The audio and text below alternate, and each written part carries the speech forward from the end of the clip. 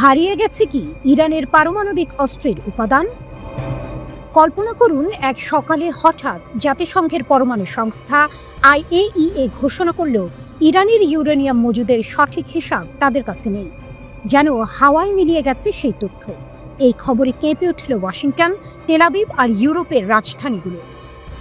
প্রশ্ন জেগেছে, হারিয়ে গেছে কি পারমাণবিক অস্ত্রের মূল উপাদান, নাকি ইরান দেখালো তার আসল শক্তি? গোপন খেলার শুরু। মার্কিন সংবাদ মাধ্যম ব্লুমবার্গের বরাতে লন্ডন ভিত্তিক ইরান ইন্টারন্যাশনাল জানিয়েছে, IAEA এখন আর জানে না ঠিক কতটা সমৃদ্ধ ইউরেনিয়াম আছে ইরানের হাতে, অথচ এই ইউরেনিয়ামই বোমা তৈরির সবচেয়ে কাছাকাছি উপাদান। তাই আন্তর্জাতিক পরমাণু সংস্থার উদ্বেগ এখন স্পষ্ট। কোথায় গেল সেই ইউরেনিয়াম? যুদ্ধের পর নাটকীয় মোড়। কদিন আগেই ইসরায়েল আমেরিকার সঙ্গে টানা 12 দিনের যুদ্ধ শেষ করেছে ইরান। যুদ্ধ শেষ হতেই তেহরান ঘোষণা দেয় তাদের পারমাণবিক কেন্দ্রে আর কোনো আন্তর্জাতিক নজরদারি চলবে না। এরপরই ইরানের সংসদে পাশ হয় নতুন আইন, যা কার্যত বিদেশি পরিদর্শকদের দরজা বন্ধ করে দেয়। অর্থাৎ ইরান এখন নিজের খেলা খেলছে, বাইরের কাউকে ঢুকতে দিচ্ছে না। অদৃশ্য ইউরেনিয়ামের রহস্য। সম্প্রতি IAEA এর একটি পর্যবেক্ষক দল ইরান সফরেও যায়। তেহরান তাদের রাশিয়া নির্মিত বুশেহর পারমাণবিক বিদ্যুৎ কেন্দ্র দেখতে আমন্ত্রণ জানায়, কিন্তু সেই দলটি সেখানে যায়নি। ফলাফল আজও অজানা থেকে গেছে আসল প্রশ্ন, ইরানের গোপন মজুদের মধ্যে কি ঘটছে? আর সেই অজানাই এখন ভয়ের কারণ হয়ে দাঁড়িয়েছে পশ্চিমাদের কাছে। ইরান বারবার বলছে তারা ইউরেনিয়াম ব্যবহার করছে শুধু বেসামরিক কাজে, বিদ্যুৎ উৎপাদনে, চিকিৎসায়, গবেষণায়। কিন্তু পশ্চিমারা জানে এটাই সেই সীমারেখা যেখান থেকে মাত্র এক ধাপ এগোলেই বোমা বানানো সম্ভব। ইউরোপের হুমকি বনাম তেহরানের শক্তি।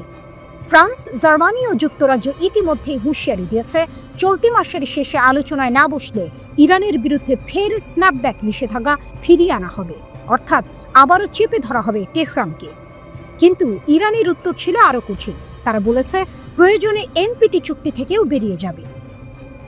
NPT, যেটি মূলত দেশগুলোকে পারমাণবিক অস্ত্র না বানানোর প্রতিশ্রুতি দেয়। ইরান যদি সেখান থেকে সরে দাঁড়ায়, তবে আর কোনো আন্তর্জাতিক শক্তি তাদের থামাতে পারবে না। আজ ইরান যেন এক অদৃশ্য ছায়ার মতো দাঁড়িয়ে আছে পশ্চিমাদের সামনে। তারা কি সত্যিই পারমাণবিক অস্ত্র বানানোর পথে, নাকি কেবল রাজনৈতিক কূটনীতির দাবার চাল? IAEA এর হিসাবের বাইরে থাকা ইউরেনিয়াম যেন এক রহস্য। এখন প্রশ্ন একটাই, ইরান কি কেবল প্রতিরক্ষার নামে খেলছে, নাকি সত্যিই তৈরি করছে ইতিহাসের সবচেয়ে ভয়ঙ্কর শক্তি?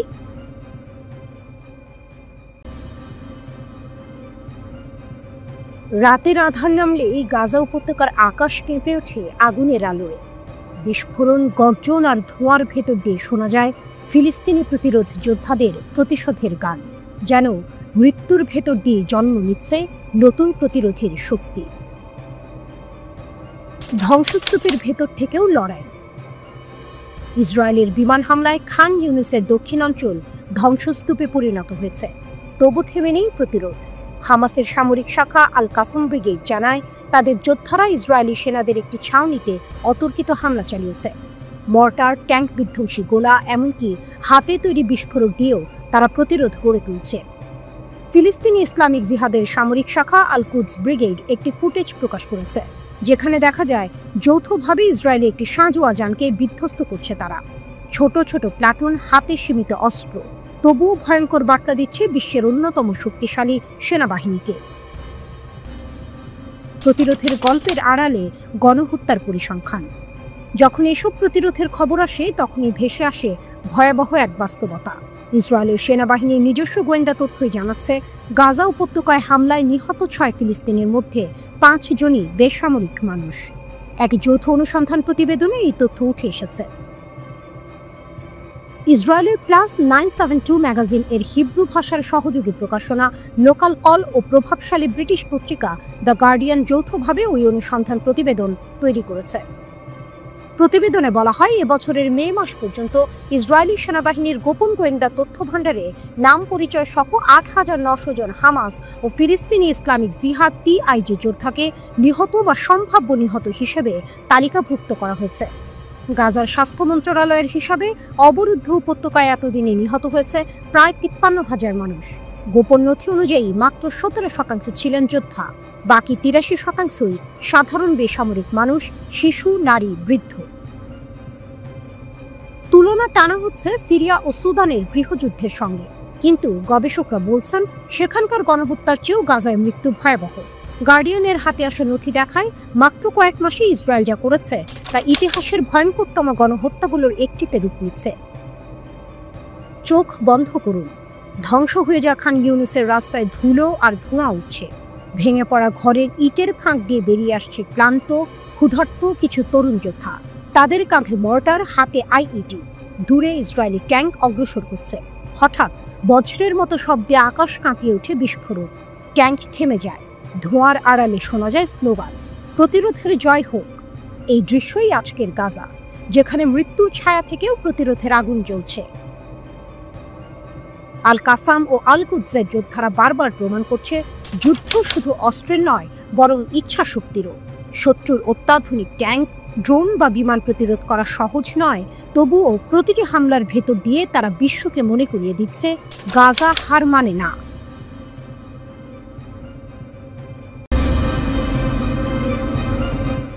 গাজার আকাশে আবারও ধোঁয়া, আবারও বিস্ফোরণ। ট্যাঙ্কের গর্জন থামাতে মাঠে নেমেছে ফিলিস্তিনের যোদ্ধারা। একদিকে ইসরায়েলের গিদিয়নের রথ সামরিক অভিযান, অন্যদিকে হামাস ও ইসলামিক জিহাদের জোটবদ্ধ প্রতিরোধ।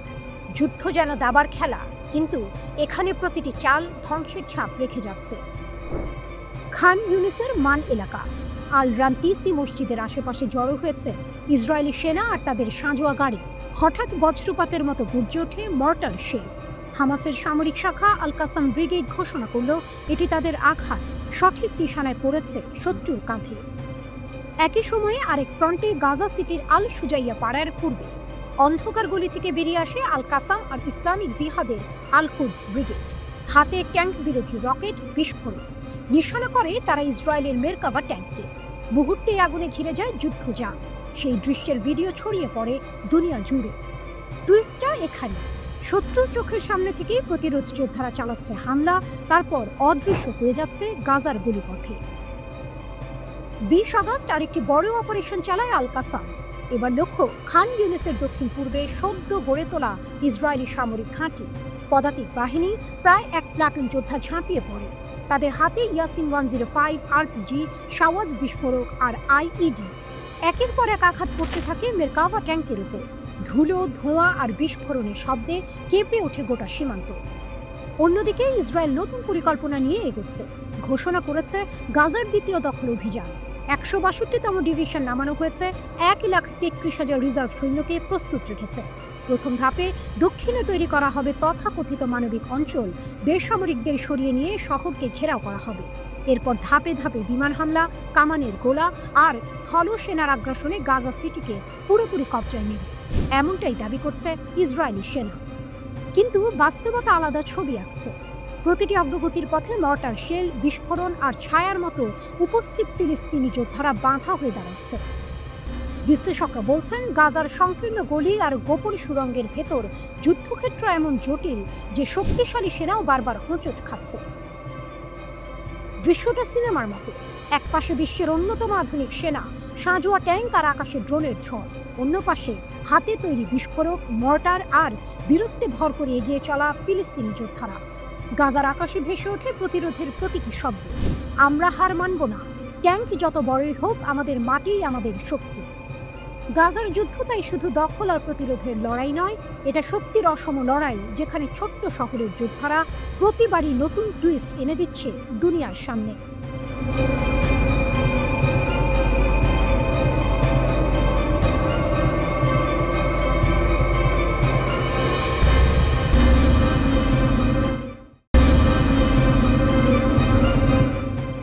জর্ডানের গর্জন, ইসরায়েলের বিরুদ্ধে নতুন ঝড়ের আভাস। ভূমধ্য সাগরের বাতাস হঠাৎই যেন দিক বদল করেছে। এতদিন ফিলিস্তিনের কান্না, গাজার ধ্বংসযজ্ঞ, পশ্চিম তীরের হাহাকার, সবকিছুর মাঝে নীরব ছিল প্রতিবেশী রাষ্ট্রগুলো। কিন্তু এবার আর নীরবতা নয়, এবার মঞ্চে উঠেছে জর্ডান। নেতানিয়াহু গ্রেটার ইসরায়েলের মানচিত্র প্রকাশ করলেন, আর তার ঠিক পরেই জর্ডান ঘোষণা দিল যুদ্ধের প্রস্তুতির। ইসরায়েলের প্রধানমন্ত্রী বেনিয়ামিন নেতানিয়াহু সম্প্রতি যে মানচিত্র প্রকাশ করেছেন তা যেন আগুনে ঘি ঢালার মতো। সেই মানচিত্রে ফিলিস্তিন, জর্ডান, সিরিয়া এবং লেবাননকে অন্তর্ভুক্ত করে দেখানো হয়েছে কথিত গ্রেটার ইসরায়েল। ফিলিস্তিনিরা ক্ষুব্ধ, আরব দুনিয়াও ক্ষুব্ধ, তবে সবচেয়ে তেতে উঠেছে জর্ডান। রাজধানী আম্মান থেকে জারি হলো এক ঐতিহাসিক ঘোষণা। 3 দশকেরও বেশি সময় ধরে বন্ধ থাকা জাতীয় সামরিক পরিষেবা কর্মসূচি আবার চালু করছে জর্ডান। সিনেমার মতো দৃশ্য কল্পনা করুন, একদল তরুণ, চোখে আগুন, হাতে পতাকা, সামনে দাঁড়িয়ে আছেন যুবরাজ হোসেন বিন আবদুল্লাহ। তিনি বললেন, দেশের প্রতিটি তরুণকে প্রতিরক্ষার জন্য প্রস্তুত থাকতে হবে। এই এক লাইনেই জর্ডানের ভবিষ্যৎ বদলে গেল। 1990-এর দশক পর্যন্ত 18 থেকে 40 বছরের প্রত্যেক পুরুষের জন্য সেনাবাহিনীতে 2 বছর কাজ করা বাধ্যতামূলক ছিল। পরে এই নীতি শিথিল হয়, সীমিত প্রশিক্ষণ চালু থাকে। কিন্তু এখন আবার শুরু হচ্ছে পূর্ণাঙ্গ সামরিক কর্মসূচি। আগামী বছর জানুয়ারি থেকে 2007 সালে জন্ম নেওয়া ছেলেরা যখন 18 পেরোবে, তখনই শুরু হবে এই নতুন অধ্যায়। প্রথম পর্যায়ে যোগ দেবে 6000 তরুণ। দ্রুত সেই সংখ্যা বাড়বে 10,000-এ। এক প্রজন্ম গড়ে উঠবে যুদ্ধের জন্য, দেশের প্রতিরক্ষার জন্য। জর্ডানের এই সিদ্ধান্ত কেবল সামরিক নয়, এটি রাজনৈতিকও। সিরিয়ার ভেতরে অস্থিরতা, গৃহযুদ্ধের সম্ভাবনা, ফিলিস্তিনিদের জোর করে বিতাড়ন, গাজায় হত্যাযজ্ঞ, সব মিলিয়ে জর্ডান এখন দ্বিগুণ হুমকির মুখে। একদিকে বাইরের হানা, অন্যদিকে অভ্যন্তরীণ অস্থিরতার আশঙ্কা। ঠিক এই মুহূর্তেই গ্রেটার ইসরায়েলের মানচিত্রে জর্ডানকে অন্তর্ভুক্ত করে নেতানিয়াহু দিলেন চরম বার্তা। আর সেই বার্তার জবাবই যেন এসেছে আম্মান থেকে। আমরা প্রস্তুত, আমরা এক, আমরা লড়ব। বিশ্লেষকরা বলছেন, জর্ডানের এই কর্মসূচি শুধু সেনাবাহিনীকে শক্তিশালী করবে না, তরুণদের ভেতরও এক নতুন পরিচয় গড়ে তুলবে। শৃঙ্খলা, চরিত্র এবং সবচেয়ে বড় কথা, দেশের প্রতি অবিচল আনুগত্য। জর্ডান হয়তো বড় শক্তি নয়, না আছে পারমাণবিক অস্ত্র, না আছে বিশ্বশক্তির মতো মহাকাশ প্রযুক্তি, কিন্তু আছে এক অমূল্য সম্পদ, ঐক্যবদ্ধ তরুণ প্রজন্ম। যুবরাজ হোসেন বিন আবদুল্লাহর নেতৃত্বে সেই প্রজন্ম এখন জেগে উঠছে। চিত্রনাট্য যেন লেখা হয়ে গেছে। একপাশে দখলদার ইসরায়েল, গ্রেটার ইসরায়েলের বিভীষিকাময় স্বপ্ন নিয়ে, অন্য পাশে ছোট্ট জর্ডান, কিন্তু বুক ভরা সাহস নিয়ে। মধ্যপ্রাচ্যের আকাশে প্রশ্ন ভেসে বেড়াচ্ছে, এই লড়াইয়ে শেষ পর্যন্ত কে টিকে থাকবে? সময়ই দেবে জবাব। কিন্তু ইতিহাসের পাতায় ইতিমধ্যেই লেখা হয়ে গেছে এক নতুন অধ্যায়। জর্ডান গর্জেছে।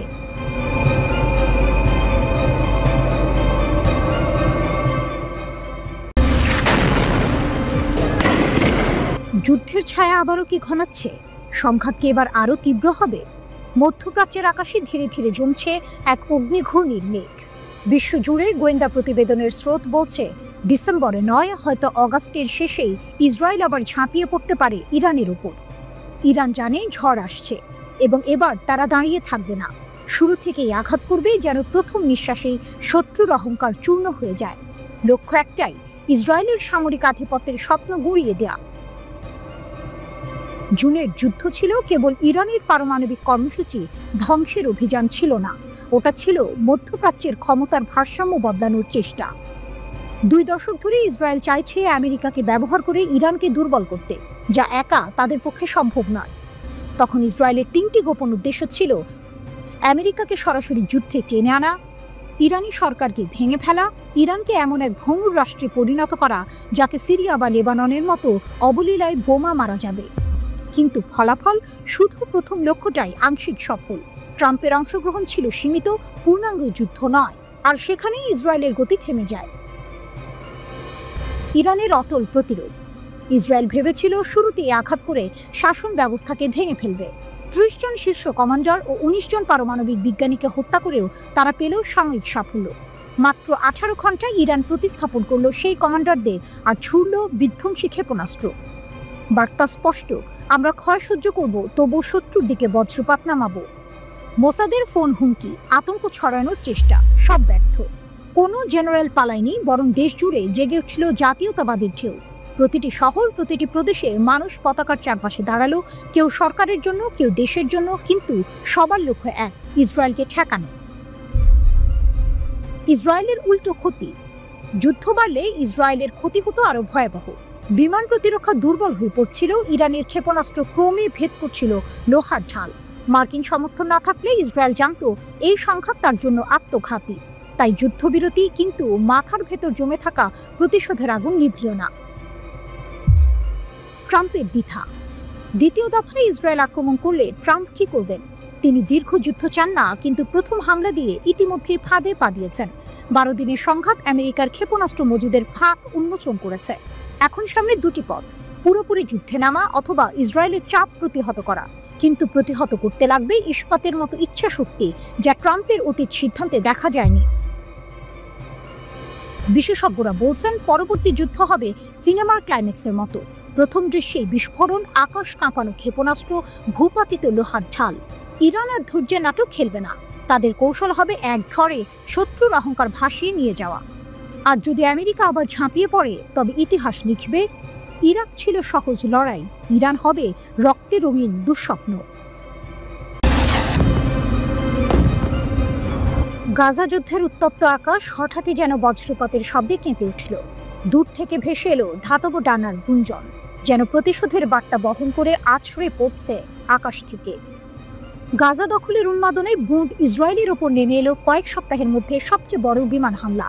আর এই হামলার পেছনে ছায়ার আড়ালে দাঁড়িয়ে আছে হামাসের অকুতোভয় মিত্র ইয়েমেনের আনসারুল্লাহ হুথি যোদ্ধারা। প্রতিশোধের উড়ন্ত বাহিনী। হুথি সেনাদের মুখপাত্র ব্রিগেডিয়ার জেনারেল ইয়াহিয়া সারি ঘোষণা করলেন 6টি ড্রোন, 4টি সামরিক অভিযান আর লক্ষ্যবস্তু ইসরায়েলের 4টি কৌশলগত সামরিক ঘাঁটি: হাইফা, নেগেভ, ইলাত এবং বীরশেবা। যেন শত্রুর 4 কোণায় একসাথে হামলা চালানো হলো। তিনি জানালেন, এই আক্রমণ কেবল সামরিক পদক্ষেপ নয়, এটি নিপীড়িত ফিলিস্তিনি জনগণের সঙ্গে সংহতির শপথ। এটি বিজয় গাজার মুজাহিদিনদের জন্য আর প্রতিক্রিয়া গণহত্যা, দুর্ভিক্ষ আর অবরোধের বিরুদ্ধে, বললেন সারি। আঘাতের সিম্ফনি। ড্রোনগুলো যেন বাতাসে আগুনের সুর বাজিয়ে আকাশ চিরে ছুটে গেল। প্রতিটি উড্ডয়ন ছিল মৃত্যুর বার্তা, প্রতিটি বিস্ফোরণ ছিল প্রতিরোধের ঘোষণা। 4টি লক্ষ্যেই আঘাত হানা হয়েছে সফলভাবে। হুথিদের এই অভিযানের পেছনে ছিল একটি স্পষ্ট বার্তা: ফিলিস্তিনের ওপর নির্যাতন কেবল গাজায় সীমাবদ্ধ থাকবে না, এটি পুরো আরব ও ইসলামী বিশ্বে আগুন ছড়িয়ে দেবে। যদি গাজার দৃঢ়তাকে সমর্থন না করা হয়, শত্রুর পরবর্তী লক্ষ্য হবে অন্যরা, সতর্ক করলেন সারি। ইসরায়েলের ভেতরের আতঙ্ক। ইসরায়েলি সেনাবাহিনী দ্রুত প্রতিক্রিয়া দেখালো। তাদের দাবি, একটি ড্রোন সাইরেন না বাজিয়ে ভূপাতিত করা হয়েছে। বাকি 5টি ড্রোন সম্ভবত সীমান্তের কাছাকাছি পড়েছে। কিন্তু ইসরায়েলের ভেতরে যে মানসিক কম্পন ছড়িয়ে গেছে, সেটি গুলি দিয়ে থামানো সম্ভব নয়। হামাসের ছায়া শক্তি। গাজা যুদ্ধের ময়দানে হামাস যেমন সরাসরি ইসরায়েলি সেনাদের চ্যালেঞ্জ করছে, তেমনি এর মিত্ররা দূর থেকে আঘাত হানছে। যেন এক অদৃশ্য মুষ্টিবদ্ধ হাত চারদিক থেকে শত্রুকে চেপে ধরছে। ইসরায়েলের জন্য এ শুধু সামরিক চাপ নয়, এ এক বহুমুখী অবরোধের সূচনা, যেখানে হামাসের শক্তি সীমানা ছাড়িয়ে গেছে। এই হামলার মধ্যে লুকিয়ে আছে এক সিনেম্যাটিক মোড়। যুদ্ধ যেন গাজায় সীমাবদ্ধ নয়, ইয়েমেনের আকাশ থেকেও আঘাত আসছে, লেবাননের পাহাড় থেকেও হামলার হুমকি ভাসছে, আর ইসরায়েলের চারপাশে প্রতিরোধের এক বিশাল বৃত্ত আঁকা হচ্ছে। জাতিসংঘের দূত অবশ্য সতর্ক করেছেন, ইয়েমেনকে আঞ্চলিক সংঘাতের বাইরে রাখতে হবে। কিন্তু বাস্তবতা বলছে, গাজার অবরোধ না ভাঙা পর্যন্ত এই আগুন থামার কোনো সম্ভাবনা নেই। গাজার রাত তাই এখন শুধুই যুদ্ধের আগুনের নয়, এটা প্রতিশোধ, ঐক্য আর দূর থেকে আসা এক ভয়ঙ্কর হাতিয়ার, ড্রোনের রাত।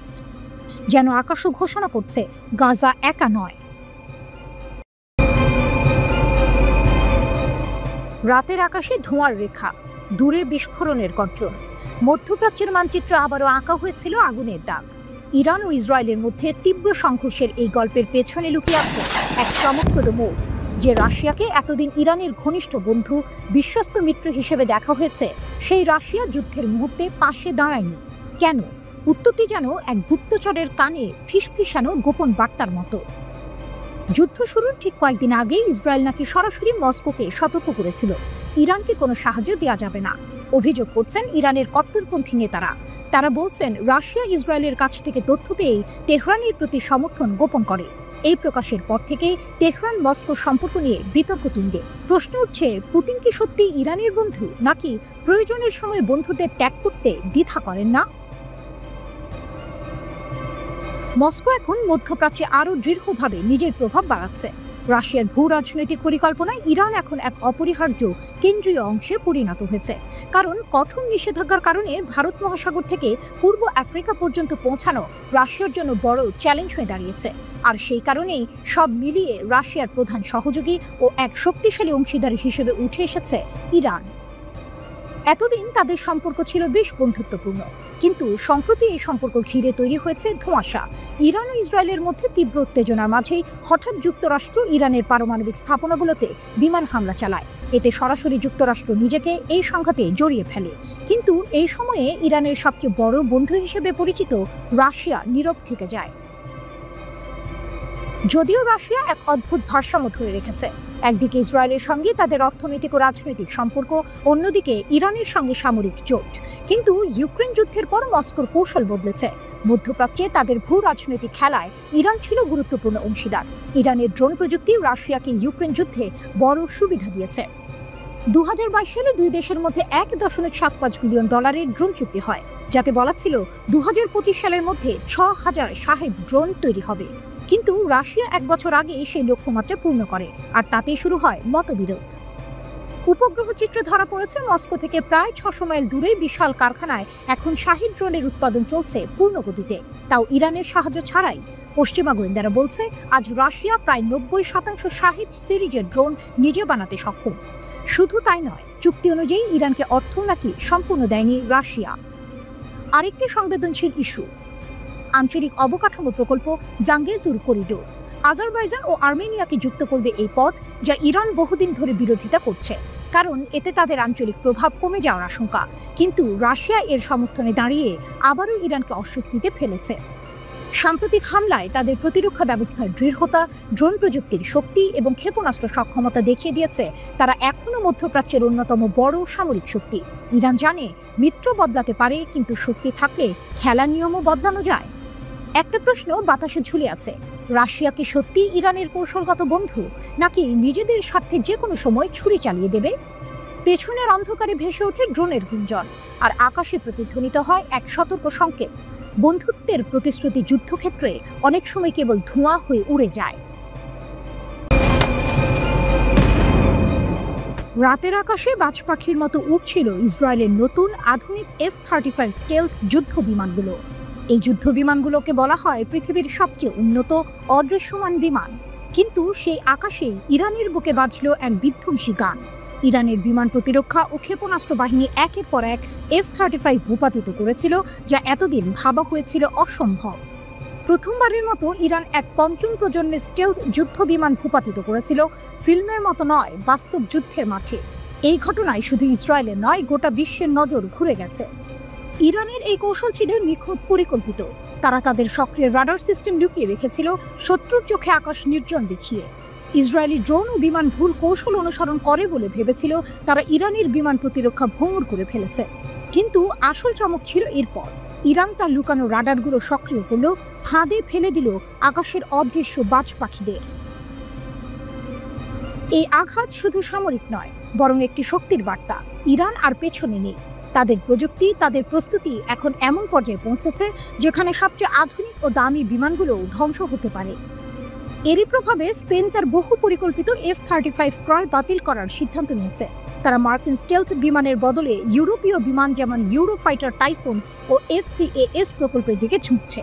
স্পেন বলছে তাদের জন্য এখন সময় এসেছে নিজেদের প্রযুক্তি ও স্বায়ত্তশাসন বাড়ানোর। শুধু স্পেন নয়, ভারত, তুরস্ক, সুইজারল্যান্ড, কানাডা সব দেশই F-35 নিয়ে নতুন করে ভাবছে। ভারতের অবস্থান স্পষ্ট, নিজস্ব প্রযুক্তি বিকাশে বিশ্বাসী। মার্কিন বিমানে সীমিত কাস্টমাইজেশন পাওয়া যায় বলে তারা আগ্রহ কমিয়ে দিয়েছে।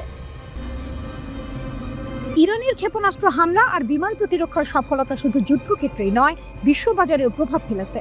লকহিড মার্টিনের গর্বিত অদৃশ্য বিমানের বিশ্বাস হারিয়ে ফেলেছে অনেক দেশ। বিশ্ব এখন নতুন যুদ্ধের জন্য প্রস্তুত হচ্ছে, যেখানে প্রযুক্তি আর কৌশল বদলাবে যুদ্ধের চেহারা। ইসরায়েলের এই পরাজয় শুধুই সামরিক না, এটি মানসিক ধাক্কা। তারা জানে তারা আর পুরনো গ্লোরিতে ফিরবে না। অন্যদিকে ইরানের গোপন প্রযুক্তি এবং লুকোনো রাডার নেটওয়ার্কের রহস্য বিশ্বের নজর কাটছে। এরা এক নতুন যুগের যোদ্ধা। যুদ্ধ এখন আর শুধু ক্ষেপণাস্ত্র বা বিমান হামলা নয়, এটি ভবিষ্যতের লড়াই, যেখানে প্রযুক্তির জাদু, গোয়েন্দা কৌশল এবং জাতীয় আত্মবিশ্বাস মিশে এক হয়ে যাবে। ইসরায়েলি পাইলটদের জন্য এটি যেন এক অজানা যুদ্ধে প্রবেশ, যেখানে তারা আকাশে অদৃশ্য হয়ে যেতে পারে না এবং ইরানের লুকোনো চোখ তাদের লক্ষ্য করে ধ্বংসের ছায়া নেমে আসে। F-35 এর পতন শুধু একটি বিমান বাহিনীর হার নয়, এটি ইরানের উদীয়মান শক্তির প্রমাণ। বিশ্ব মানচিত্রে এখন নতুন একটি ক্ষমতার আবির্ভাব ঘটেছে, যা প্রযুক্তি ও সাহসিকতার মিশেলে গড়ে উঠেছে। যুদ্ধের এই নতুন অধ্যায়ে ইরান তার অবস্থান শক্তিশালী করছে, আর বিশ্ব যুদ্ধের নতুন নিয়ম বুঝতে শুরু করেছে। গল্পটা শুরু হয় রাতের আঁধারে, যখন তেহরানের সরু গলিগুলোতে রহস্যের জাল বুনছিল বাতাস। শুধু তেহরান নয়, ছড়িয়ে ছিটিয়ে থাকা অন্যান্য শহরেও চলছিল এক গোপন খেলা। ইসরায়েলি গোয়েন্দা সংস্থা মোসাদের এজেন্টরা ছড়িয়ে পড়েছিল ইরানের মাটিতে এক অদৃশ্য সাপ হয়ে। তাদের লক্ষ্য দেশের গোপনীয় তথ্য পাচার করা, অস্থিতিশীলতা তৈরি করা। কিন্তু তাদের চাল ছিল ত্রুটিপূর্ণ, কারণ ইরানের গোয়েন্দারা তাদের এই ছায়া যুদ্ধকে গভীরভাবে পর্যবেক্ষণ করছিল। নীরবে দক্ষতার সাথে তারা 21 জনকে চিহ্নিত করল। তাদের মধ্যে 20 জনকেই গ্রেপ্তার করা হয়েছে এবং এদেরকে হাতে নাতে ধরেছে ইরানের গোয়েন্দা মন্ত্রণালয়। এই এজেন্টরা শুধু তথ্য পাচারকারী ছিল না, তাদের মধ্যে অনেকে দেশের গুরুত্বপূর্ণ বিষয়ে হস্তক্ষেপের পরিকল্পনাও করছিল। গ্রেপ্তার হওয়া এই এজেন্টদের মধ্যে একজন নারীও ছিলেন, যিনি আপাতদৃষ্টিতে একজন সাধারণ ব্যবসায়ী হিসেবে নিজেকে পরিচয় দিয়েছিলেন। কিন্তু তার ফোন থেকে উদ্ধার হওয়া কিছু এনক্রিপ্টেড বার্তা ফাঁস করে দেয় তার আসল পরিচয়। এই গ্রেপ্তারগুলো ছিল ইরানের জন্য একটি বড় বিজয়, যা দেশের নিরাপত্তা ব্যবস্থাকে আরও শক্তিশালী করে তোলে। কিন্তু এখানেই গল্পের শেষ নয়, বরং এর শুরু। কারণ এর পরপরই ঘটে গেল এক ভয়াবহ ঘটনা, যা সমগ্র ইরানকে নাড়িয়ে দিল। তেহরানের কেন্দ্রীয় কারাগারে রুজবে ভাদি নামে একজন ব্যক্তির মৃত্যুদণ্ড কার্যকর করা হয়। তার অপরাধ মোসাদের হয়ে গুপ্তচর বৃত্তি করা। রুজবে একসময় দেশের একজন খ্যাতিমান পারমাণবিক বিজ্ঞানী ছিলেন, কিন্তু অর্থের লোভ এবং প্রতিশোধের নেশা তাকে অন্ধকার পথে নিয়ে যায়। তিনি ইরানের পারমাণবিক কর্মসূচির সংবেদনশীল তথ্য ইসরায়েলি গোয়েন্দা সংস্থাকে ফাঁস করে দিচ্ছিলেন। তার মৃত্যুদণ্ড ছিল এক কঠোর বার্তা। ইরানের বিচার বিভাগ স্পষ্ট করে দেয়, দেশের নিরাপত্তার সাথে কোনো আপোষ নয়। এই ঘটনার পরপরই আরও একটি চাঞ্চল্যকর ঘটনা প্রকাশ্যে আসে। তেহরানের দক্ষিণ পূর্বাঞ্চলে একটি সন্ত্রাসী সেল ভেঙে দিয়েছে ইরানের নিরাপত্তা বাহিনী। Islamic Republic news agency IRNA অনুসারে এই সেলটি মোসাহেদিন ই খালক অর্গানাইজেশন MKO এর সাথে সম্পর্কিত ছিল। এই দলটি জনশৃঙ্খলা বিঘ্নিত করার এবং অস্থিতিশীলতা সৃষ্টির পরিকল্পনা করছিল। তবে তাদের পরিকল্পনা ব্যর্থ হয়ে যায়। পাক দাশেত কাউন্টির গভর্নর মোহাম্মদ হাসানপুর জানান, 3 সদস্যের এই দলটিকে গ্রেপ্তার করা হয়েছে এবং তাদের জিজ্ঞাসাবাদ চলছে। এই 3টি ঘটনা একে অপরের সাথে সম্পর্কযুক্ত ছিল। এটা যেন এক বিশাল ষড়যন্ত্রের 3টি ভিন্ন অংশ। প্রথমে মোসাদের এজেন্ট গ্রেপ্তার, তারপর একজন পারমাণবিক বিজ্ঞানীর মৃত্যুদণ্ড এবং সবশেষে একটি সন্ত্রাসী সেলের পতন। এর পেছনের মূল উদ্দেশ্য ছিল ইরানের নিরাপত্তা ব্যবস্থাকে ভেঙে দেয়া এবং দেশে বিশৃঙ্খলা তৈরি করা। কিন্তু ইরান তার গোয়েন্দা নেটওয়ার্কের মাধ্যমে এই চক্রান্তগুলোকে একের পর এক নস্যাৎ করে দিয়েছে। এই ঘটনাগুলো থেকে একটি বিষয় পরিষ্কার, ইরানের সরকার দেশের নিরাপত্তা নিশ্চিত করতে দৃঢ় প্রতিজ্ঞ। বিচার বিভাগের প্রধান গোলাম হোসেন মোসেনি এজেই বারবার জোর দিয়ে বলেছেন, গুপ্তচর বৃত্তির মতো অপরাধের সাথে কোনো আপোষ করা হবে না। দেশের বিচার বিভাগ ও নিরাপত্তা বাহিনী ঐক্যবদ্ধভাবে কাজ করছে। এখন প্রশ্ন হচ্ছে, এই ঘটনাগুলোর পর মোসাদ কি আবারও নতুন কোনো চাল চালবে, নাকি তারা তাদের কৌশল পরিবর্তন করতে বাধ্য হবে? ইরানের নিরাপত্তা বাহিনী কি পারবে সব ষড়যন্ত্র নস্যাৎ করতে?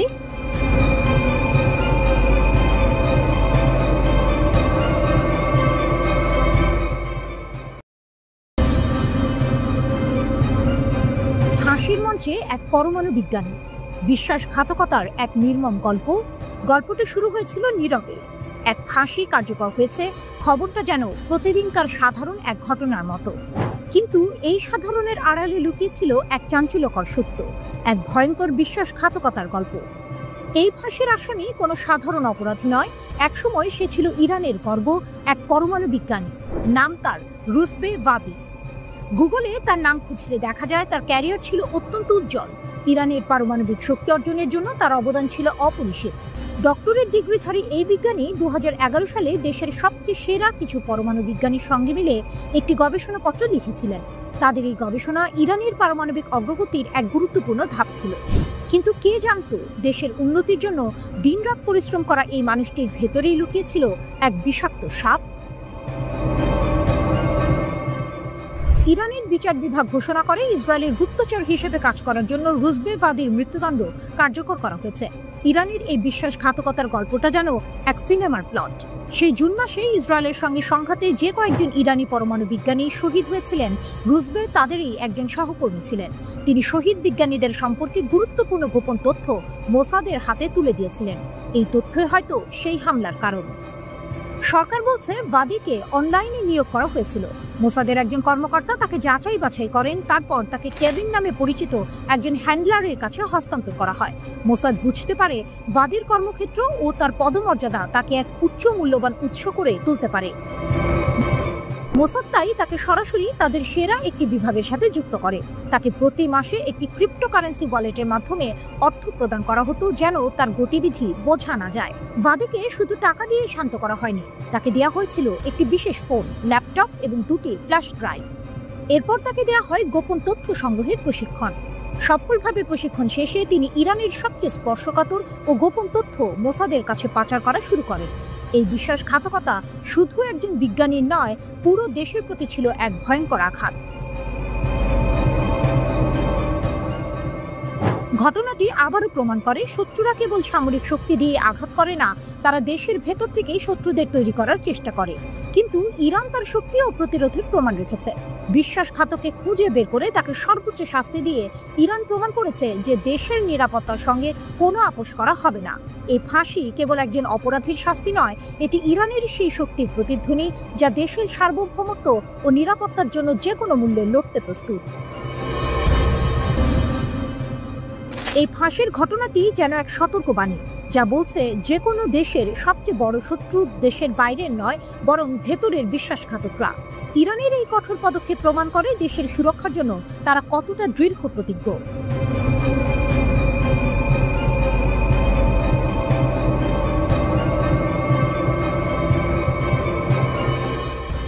ইরানের নাটকীয় পদক্ষেপ, মোসাদের ষড়যন্ত্র নস্যাৎ, খামেনির দেশের শক্তি প্রদর্শিত, আটকে রাখা শ্বাস, রুদ্ধশ্বাস, উত্তেজনা আর একের পর এক বিস্ময়। এমনই এক চাঞ্চল্যকর ঘটনা ঘটেছে ইরানের বুকে। দেশটির গোয়েন্দা মন্ত্রণালয় এক নাটকীয় অভিযানে মোসাদ সংশ্লিষ্ট গোষ্ঠীগুলোর একটি বড় ষড়যন্ত্র ফাঁস করেছে। সিস্তান ও বালুচেস্তান প্রদেশের শান্ত মাটিতে হঠাৎ করেই যেন যুদ্ধ শুরুর দামামা বেজে উঠল। কিন্তু ইরান তার অদম্য শক্তি ও ক্ষুরধার বুদ্ধিমত্তা দিয়ে শত্রুর সব চাল নস্যাৎ করে দিয়েছে। রিপোর্ট আল মায়াদিনে। মার্কিন অস্ত্রের বিশাল চালান জব্দ, এক মারাত্মক চাল। শত্রুরা হয়তো ভেবেছিল তারা গোপনে তাদের কাজ চালিয়ে যাবে এবং ইরান তাদের ফাঁদে পা দেবে, কিন্তু সিস্তান ও বালুচেস্তানে যা ঘটল তা তাদের সব পরিকল্পনা উল্টে দিল। ইরানের নিরাপত্তা কর্মকর্তারা 3টি পৃথক অভিযানে 210টিরও বেশি সামরিক গ্রেড অস্ত্র জব্দ করেছেন। এই অস্ত্রগুলো কোথা থেকে এসেছে জানেন? মার্কিন যুক্তরাষ্ট্র। হ্যাঁ, ঠিকই শুনেছেন। মার্কিন অস্ত্রগুলো ইসরায়েলের মোসাদ গোয়েন্দা সংস্থার সঙ্গে যুক্ত কিছু গোষ্ঠী পাচার করছিল। তাদের উদ্দেশ্য ছিল একটাই, ইরানকে অস্থিতিশীল করা এবং সন্ত্রাসী কর্মকাণ্ডের মাধ্যমে দেশের শান্তি নষ্ট করা। কিন্তু ইরানের গোয়েন্দা বিভাগের তীক্ষ্ণ নজর থেকে কিছুই লুকানো সম্ভব নয়। তারা এই ষড়যন্ত্রের গন্ধ পেয়েছিল এবং অত্যন্ত দক্ষতার সাথে এই বিপুল পরিমাণ অস্ত্রের চালান আটক করেছে। এটি কেবল একটি অস্ত্র জব্দ নয়, এটি মোসাদ এবং তাদের মিত্রদের মুখের ওপর একটি সজাগ চপেটাঘাত। ইরানের এই পদক্ষেপ প্রমাণ করে দেশের নিরাপত্তা রক্ষার জন্য তারা কতটা দৃঢ় প্রতিজ্ঞ। আইআরজিসির হুঁশিয়ারি, প্রত্যাশার চেয়েও কঠোর জবাব। ইরান শুধু অস্ত্র জব্দ করেই থেমে থাকেনি, বরং শত্রুদের প্রতি এক কঠিন বার্তা দিয়েছে।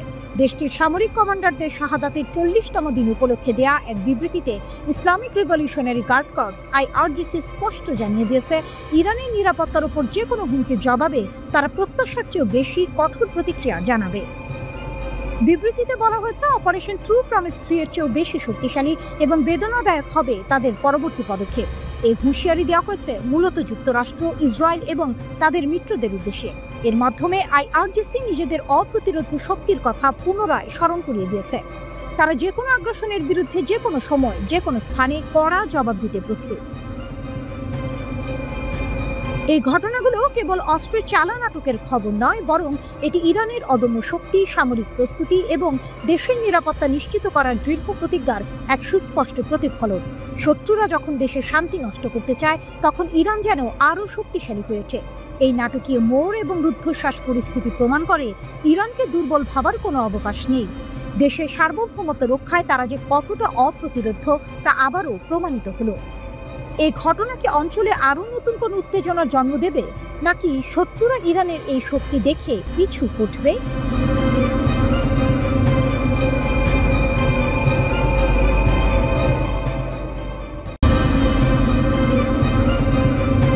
মধ্যপ্রাচ্যের আকাশে আবারও কি ঘনিয়ে আসছে নতুন ঝড়ের পূর্বাভাস?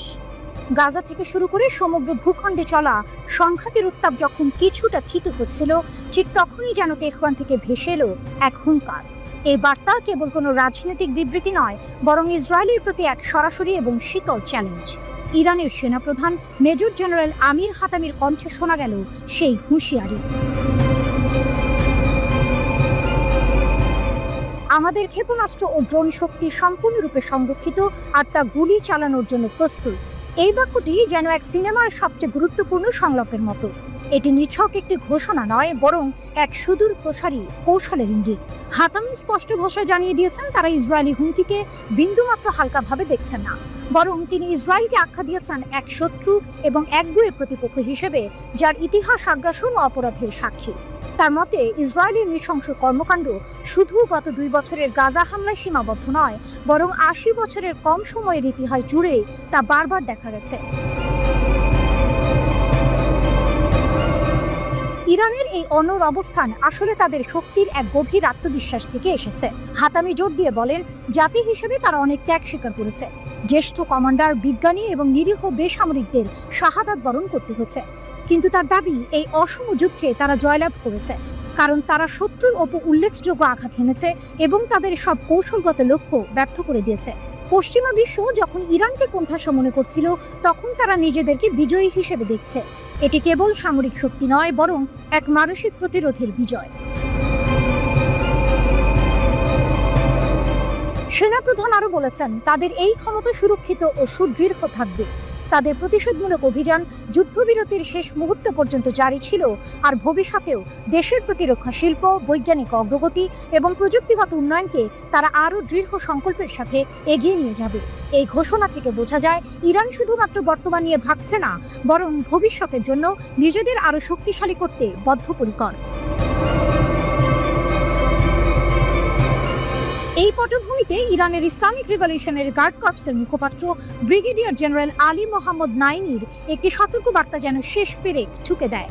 তিনি ইসরায়েলি কর্মকর্তাদের উস্কানিমূলক হুমকির জবাবে বলেন, ইরানের প্রতিক্রিয়া আগের চেয়েও ভয়াবহ হবে। এই বিবৃতি যেন এক আসন্ন ঝড়ের শেষ পূর্বাভাস। এটি কেবল কথার কথা নয়, বরং ড্রোন ও ক্ষেপণাস্ত্রের শক্তির ওপর ভিত্তি করে দেয়া একটি বাস্তব হুমকি। ইরানের এই ঘোষণা মধ্যপ্রাচ্যের রাজনীতিতে এক নতুন অধ্যায় শুরু করলো। এটি কেবল একটি দেশীয় প্রতিরক্ষা নীতি নয়, বরং এক কৌশলগত অবস্থান। তারা স্পষ্ট করে দিয়েছে, তাদের উপর কোনো চাপ প্রয়োগ করে নিরস্ত্র করা যাবে না। ইরান নিজেদের শক্তিকে সম্পূর্ণ সংরক্ষিত এবং যে কোনো মুহূর্তে ব্যবহার করার জন্য প্রস্তুত রেখেছে।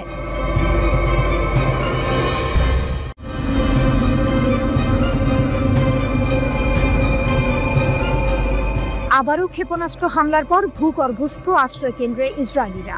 তেল আবিবের সতর্ক অবস্থানে মধ্য ইসরায়েল জুড়ে সাইরেন বাজানোয় আতঙ্ক ছড়িয়ে পড়ে। ইয়েমেনের সশস্ত্র বাহিনী বেন গুরিয়ন বিমানবন্দরে হাইপারসনিক ক্ষেপণাস্ত্র হামলার দাবি করেছে। ইয়েমেনিদের ছোড়া একটি ব্যালিস্টিক ক্ষেপণাস্ত্র ইসরায়েলি বিমান প্রতিরক্ষা বাহিনী প্রতিহত করার দাবি করেছে। প্রাথমিক প্রতিবেদন অনুসারে এই হামলায় কোনো হতাহত বা ক্ষয়ক্ষতির খবর পাওয়া যায়নি। আইডিএফ ক্ষেপণাস্ত্র উৎক্ষেপণের বিষয়টি নিশ্চিত করেছে এবং জানিয়েছে যে প্রতিরক্ষা ব্যবস্থা তাৎক্ষণিকভাবে প্রতিক্রিয়া জানিয়েছে। ইসরায়েলের লক্ষ্যবস্তুতে আঘাত করার আগেই ক্ষেপণাস্ত্রটি প্রতিহত করা হয়েছে। ইয়েমেনের সশস্ত্র বাহিনী দায় স্বীকার করে জানিয়েছে যে তারা বেন গুরিয়ন বিমানবন্দরকে লক্ষ্য করে হামলা চালিয়েছে। ইয়েমেন থেকে 48 ঘন্টারও কম সময়ের মধ্যে এটি ছিল ইসরায়েলের উপর দ্বিতীয় এই ধরনের আক্রমণ। মার্চ থেকে মোট 67টি ক্ষেপণাস্ত্র এবং 17টি ড্রোন নিক্ষেপ করেছে ইয়েমেনের সশস্ত্র বাহিনী। এই প্রজেক্টাইলগুলির মধ্যে কিছু ইসরায়েলি আকাশসীমায় পৌঁছানোর আগেই বিধ্বস্ত হয়েছে। ইসরায়েল সম্প্রতি ইয়েমেনের হোদেইদা বন্দরে হামলা চালায়। 2023 সালের অক্টোবরের পর থেকে যুদ্ধ তীব্র হওয়ার পর থেকে 13তম বারের মতো ইসরায়েল ইয়েমেনে হামলা চালালো। ইয়েমেনের সশস্ত্র বাহিনী জানিয়েছে গাজা যুদ্ধ শেষ না হওয়া পর্যন্ত তারা ইসরায়েলের উপর তাদের আক্রমণ বন্ধ করবে না। ইয়েমেনের ইরান সমর্থিত ইয়েমেনি সশস্ত্র বাহিনী 2023 সালের অক্টোবরের পর থেকে ইসরায়েলের বিরুদ্ধে বারবার ক্ষেপণাস্ত্র এবং ড্রোন হামলা চালিয়ে আসছে। তারা ফিলিস্তিনিদের সঙ্গে সংহতি প্রকাশ করে কাজ করছে বলে দাবি করে। ইয়েমেনিরা মার্চ মাসে শেষ হওয়া গাজায় 2 মাসের যুদ্ধবিরতির সময় তাদের হামলা স্থগিত করেছিল, কিন্তু ইসরায়েল যুদ্ধবিরতি ভঙ্গ করার পর আবার হামলা শুরু করে। সম্প্রতি ইসরায়েলকে উদ্দেশ্য করে বড় হুমকি দিয়েছে ইয়েমেনের সশস্ত্র প্রতিরোধ গোষ্ঠী। সামরিক অভিযানের 4র্থ ধাপে প্রবেশের ঘোষণা দিয়ে গোষ্ঠীটির মুখপাত্র জানিয়েছেন, ইসরায়েলের সঙ্গে বাণিজ্য করে কিংবা তাদের বন্দর ব্যবহার করলে যে কোনো দেশের যে কোনো জাহাজ হবে তাদের বৈধ লক্ষ্য। রয়টার্স ইয়েমেনি সশস্ত্র বাহিনীর মুখপাত্রের বরাতে জানায়, এখন থেকে ইসরায়েলের সঙ্গে সংশ্লিষ্ট সব জাহাজকে তারা বৈধ লক্ষ্য হিসেবে বিবেচনা করবে। গোষ্ঠীটির দাবি, ইসরায়েলের আগ্রাসন বন্ধ না হওয়া এবং গাজা অবরোধ না তুলে নেওয়া পর্যন্ত তাদের সামরিক অভিযান চলবে। তারা জোর দিয়ে বলেছে, এই হামলার সিদ্ধান্ত নৈতিক ও মানবিক দায়বদ্ধতা থেকে নেওয়া হয়েছে। সকল আন্তর্জাতিক শিপিং কোম্পানিকে সতর্ক করে ইয়েমেনি সশস্ত্র বাহিনী বলেছে, ইসরায়েলি বন্দর ব্যবহারে সম্পৃক্ততা বন্ধ না করলে তাদের জাহাজও হুমকির মুখে পড়বে। কেউ সতর্কবার্তা না মানলে সেই জাহাজ যে কোনো সময় ইয়েমেনি ক্ষেপণাস্ত্র ও ড্রোন হামলার শিকার হতে পারে। তবে গোষ্ঠীটি একযোগে এটাও জানিয়েছে, ইসরায়েল যদি গাজায় সামরিক অভিযান বন্ধ করে এবং অবরোধ প্রত্যাহার করে তাহলে তারা সব ধরনের হামলা স্থগিত করবে।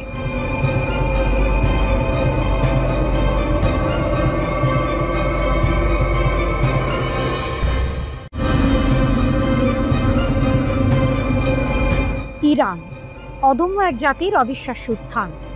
জানজান শহরের মঞ্চে দাঁড়িয়ে ইরানের রাষ্ট্রপতি মাসুদ পেজেশকিয়ান যখন বজ্রকণ্ঠে ঘোষণা করলেন, কোনো শক্তি ঐক্যবদ্ধ ইরানকে নতজানু করতে পারবে না, তখন যেন গোটা ইরানের আকাশ বাতাস এক নতুন আশার বার্তার অনুরণনে ভরে উঠল। এ শুধু কথার কথা নয়, এ হলো এক জাতির অদম্য স্পৃহা আর ইস্পাত কঠিন সংকল্পের প্রতিধ্বনি, যা সাম্প্রতিক এক শ্বাসরুদ্ধকর যুদ্ধের পর আরও একবার প্রমাণিত হলো। কে ভেবেছিল যে দেশটার উপর ইসরায়েল আর আমেরিকার যৌথ আগ্রাসন নেমে এসেছিল, সেই দেশই এত দ্রুত নিজেদের শক্তি ও সক্ষমতার এমন এক নজির স্থাপন করবে যা বিশ্বকে তাক লাগিয়ে দেবে। জুনের 13 তারিখ যখন ইসরায়েল ইরানের উচ্চপদস্থ কর্মকর্তা ও পারমাণবিক বিজ্ঞানীদের নিশানা করল, আর তার পরপরই যখন মার্কিন যুক্তরাষ্ট্র ইরানের বেসামরিক পারমাণবিক স্থাপনায় বোমা ফেলে যুদ্ধকে আরও উস্কে দিল, তখন অনেকেই ভেবেছিল ইরানের দিন ফুরিয়ে এসেছে। কিন্তু তারা জানতো না, এক নতুন গল্পের সূচনা মাত্র। এ যেন এক হলিউড থ্রিলারের চিত্রনাট্য। একদিকে অত্যাধুনিক আয়রন ডোম আর বিপুল সামরিক সরঞ্জাম নিয়ে সজ্জিত ইসরায়েল ও পরাশক্তি আমেরিকা, অন্যদিকে কঠোর নিষেধাজ্ঞায় জর্জরিত ইরান, যাদের একমাত্র শক্তি তাদের ঐক্য, জ্ঞান আর বিশ্বাস।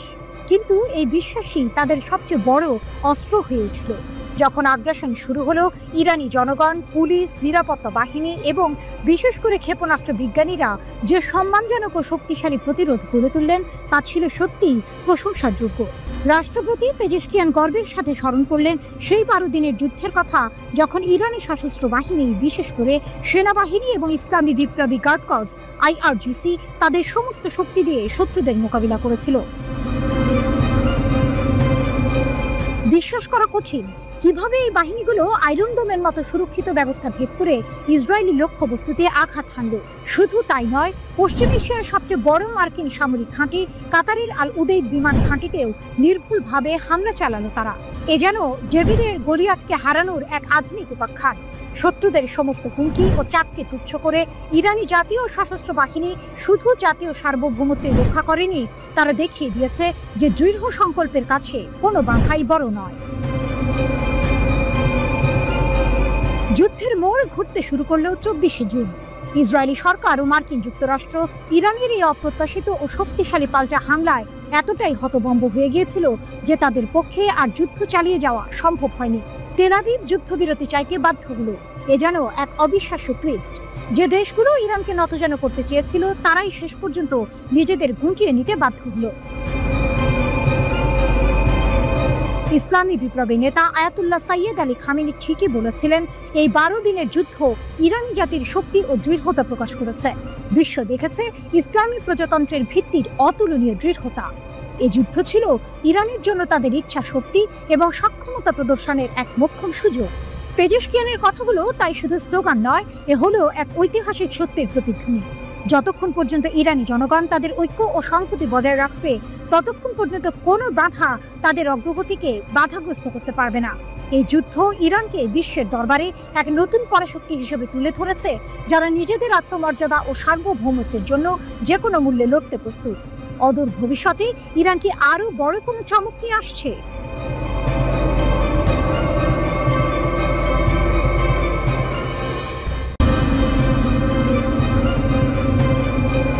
ইরান নেতানিয়াহুকে আতঙ্কিত করে তুলেছে, তার বাড়ির বাইরে ক্যামেরা স্থাপন করেছে। হত্যার চেষ্টার দাবির মধ্যে ইরানের একজন জ্যেষ্ঠ সংসদ সদস্যের বিশাল প্রকাশ। পেজেশকিয়ান আরাকচিকে হত্যার ষড়যন্ত্রের পর প্রতিশোধের প্রস্তুতি নিচ্ছে তেহরান।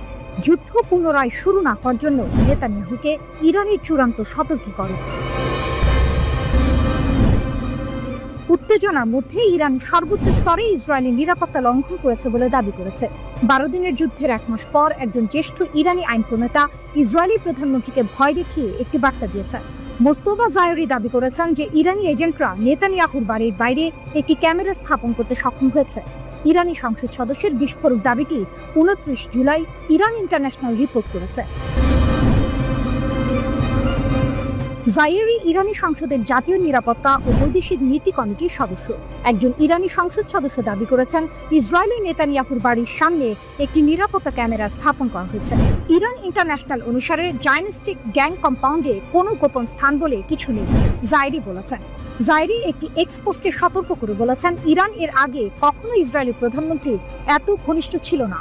বেনিয়ামিন নেতানিয়াহুর বিরুদ্ধে কথিত হত্যা প্রচেষ্টার মাত্র কয়েকদিন পরেই এটি এসেছে। 23 জুলাই 70 বছর বয়সী একজন গুরুতর অসুস্থ কর্মীর বিরুদ্ধে ইসরায়েলি প্রধানমন্ত্রীকে হত্যার ষড়যন্ত্রের অভিযোগ আনা হয়েছে। ওই নারী কেন্দ্রীয় ইসরায়েলের বাসিন্দা এবং দীর্ঘদিন ধরে সরকার বিরোধী আন্দোলনের সঙ্গে যুক্ত বলে জানিয়েছে কর্তৃপক্ষ। পুলিশের মতে অভিযুক্ত ওই নারী নেতানিয়াহুকে হত্যার জন্য নিজ হাতেই একটি বিস্ফোরক তৈরি করেছিলেন।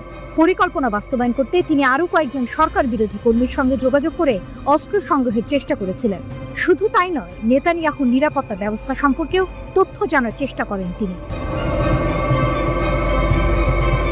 28 জুলাই ইসরায়েলি মন্ত্রী ইসরায়েল কাটসের বিরুদ্ধেও একটি হত্যার ষড়যন্ত্রের কথা প্রকাশ করা হয়েছে। একজন ইসরায়েলি নাগরিক ইসরায়েল কাটসের বাড়ির কাছে একটি শক্তিশালী বোমা রেখেছিলেন বলে অভিযোগ করা হয়েছে। তেহরানের হাই প্রোফাইল হত্যার চেষ্টার অভিযোগের পর ইরানি এমপির দাবিও এসেছে। ইরানের পররাষ্ট্রমন্ত্রী আরাকচি একটি সাক্ষাৎকারে দাবি করেছেন, তার নিজের বাড়ির বিপরীতে একটি বাড়িতে বোমা রাখা হয়েছিল। ইরানের রাষ্ট্রীয় টিভিতে আরাকচি এ মন্তব্য করেছেন, কিন্তু ইরান ইন্টারন্যাশনাল অনুসারে সাক্ষাৎকারটি সম্প্রচারিত হয়নি। 12 দিনের যুদ্ধের সময় 16 জুন ইসরায়েল ইরানের রাষ্ট্রপতিকে হত্যার চেষ্টা করেছিল বলেও অভিযোগ রয়েছে। ফার্সের একটি প্রতিবেদনে বলা হয়েছে, পেজেশকিয়ানদের একটি বৈঠক স্থলে ইসরায়েল 6টি ক্ষেপণাস্ত্র বা বোমা দিয়ে আঘাত করেছিল। একটি গোপন ভূগর্ভস্থ স্থাপনায় ওই সভা চলাকালে ইসরায়েল সেই স্থাপনার উভয় দিকের প্রবেশ পথে বোমা হামলা চালায়। এ সময় জরুরি বের হওয়ার পথ দিয়ে তিনি ও অন্যরা বের হয়ে আসার সময়ে তার পায়ে সামান্য আঘাত লাগে। 12 দিনের এই যুদ্ধ চলার সময় সামাজিক মাধ্যমে আসা ভিডিওগুলোতে দেখা গেছে তেহরানের উত্তর পশ্চিমাঞ্চলে একটি পর্বত এলাকায় বারবার হামলা করেছে ইসরায়েল।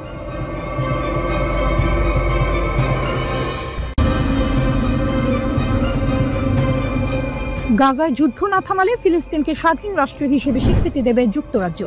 যুক্তরাজ্যের প্রধানমন্ত্রী কিয়ার স্টারমার ঘোষণা দিয়েছেন যে যদি গাজায় যুদ্ধ না থামে তাহলে আগামী সেপ্টেম্বরের মধ্যে ফিলিস্তিনকে একটি স্বাধীন রাষ্ট্র হিসেবে স্বীকৃতি দেওয়া হবে। 29 জুলাই নিজের মন্ত্রী পরিষদের সঙ্গে এক জরুরি বৈঠকের পর তিনি এই সিদ্ধান্তের কথা জানান। ব্রিটিশ প্রধানমন্ত্রী বলেন, ইসরায়েলি সরকার যদি গাজার ভয়াবহ পরিস্থিতি নিরসনে কার্যকর পদক্ষেপ না নেয় এবং নির্দিষ্ট কিছু শর্ত পূরণ না করে, যার মধ্যে যুদ্ধবিরতি ও দীর্ঘমেয়াদী শান্তি প্রক্রিয়ার প্রতি অঙ্গীকার অন্তর্ভুক্ত, তাহলে এই স্বীকৃতি কার্যকর হবে। তিনি আরও উল্লেখ করেন যে যুক্তরাজ্যের মূল লক্ষ্য হল একটি স্বাধীন ফিলিস্তিন রাষ্ট্রের পাশে একটি নিরাপদ ইসরায়েল রাষ্ট্রের সহাবস্থান নিশ্চিত করা। এর আগে বিশ্বের প্রায় 139টি দেশ ফিলিস্তিনকে স্বাধীন রাষ্ট্র হিসেবে স্বীকৃতি দিয়েছে। ফ্রান্সও জাতিসংঘের সভায় ফিলিস্তিন রাষ্ট্রকে স্বীকৃতি দেওয়ার অঙ্গীকার করেছে। এদিকে ইসরায়েলের সঙ্গে সম্পর্ক স্বাভাবিক করতে কঠিন শর্ত সৌদি আরবের। ইসরায়েলের সঙ্গে সম্পর্ক স্বাভাবিকীকরণে কঠিন শর্ত দিয়ে আসছে সৌদি আরব। আবারও সেই শর্তের পুনর্ব্যক্ত করলেন সৌদি পররাষ্ট্রমন্ত্রী ফয়সাল বিন ফারহান।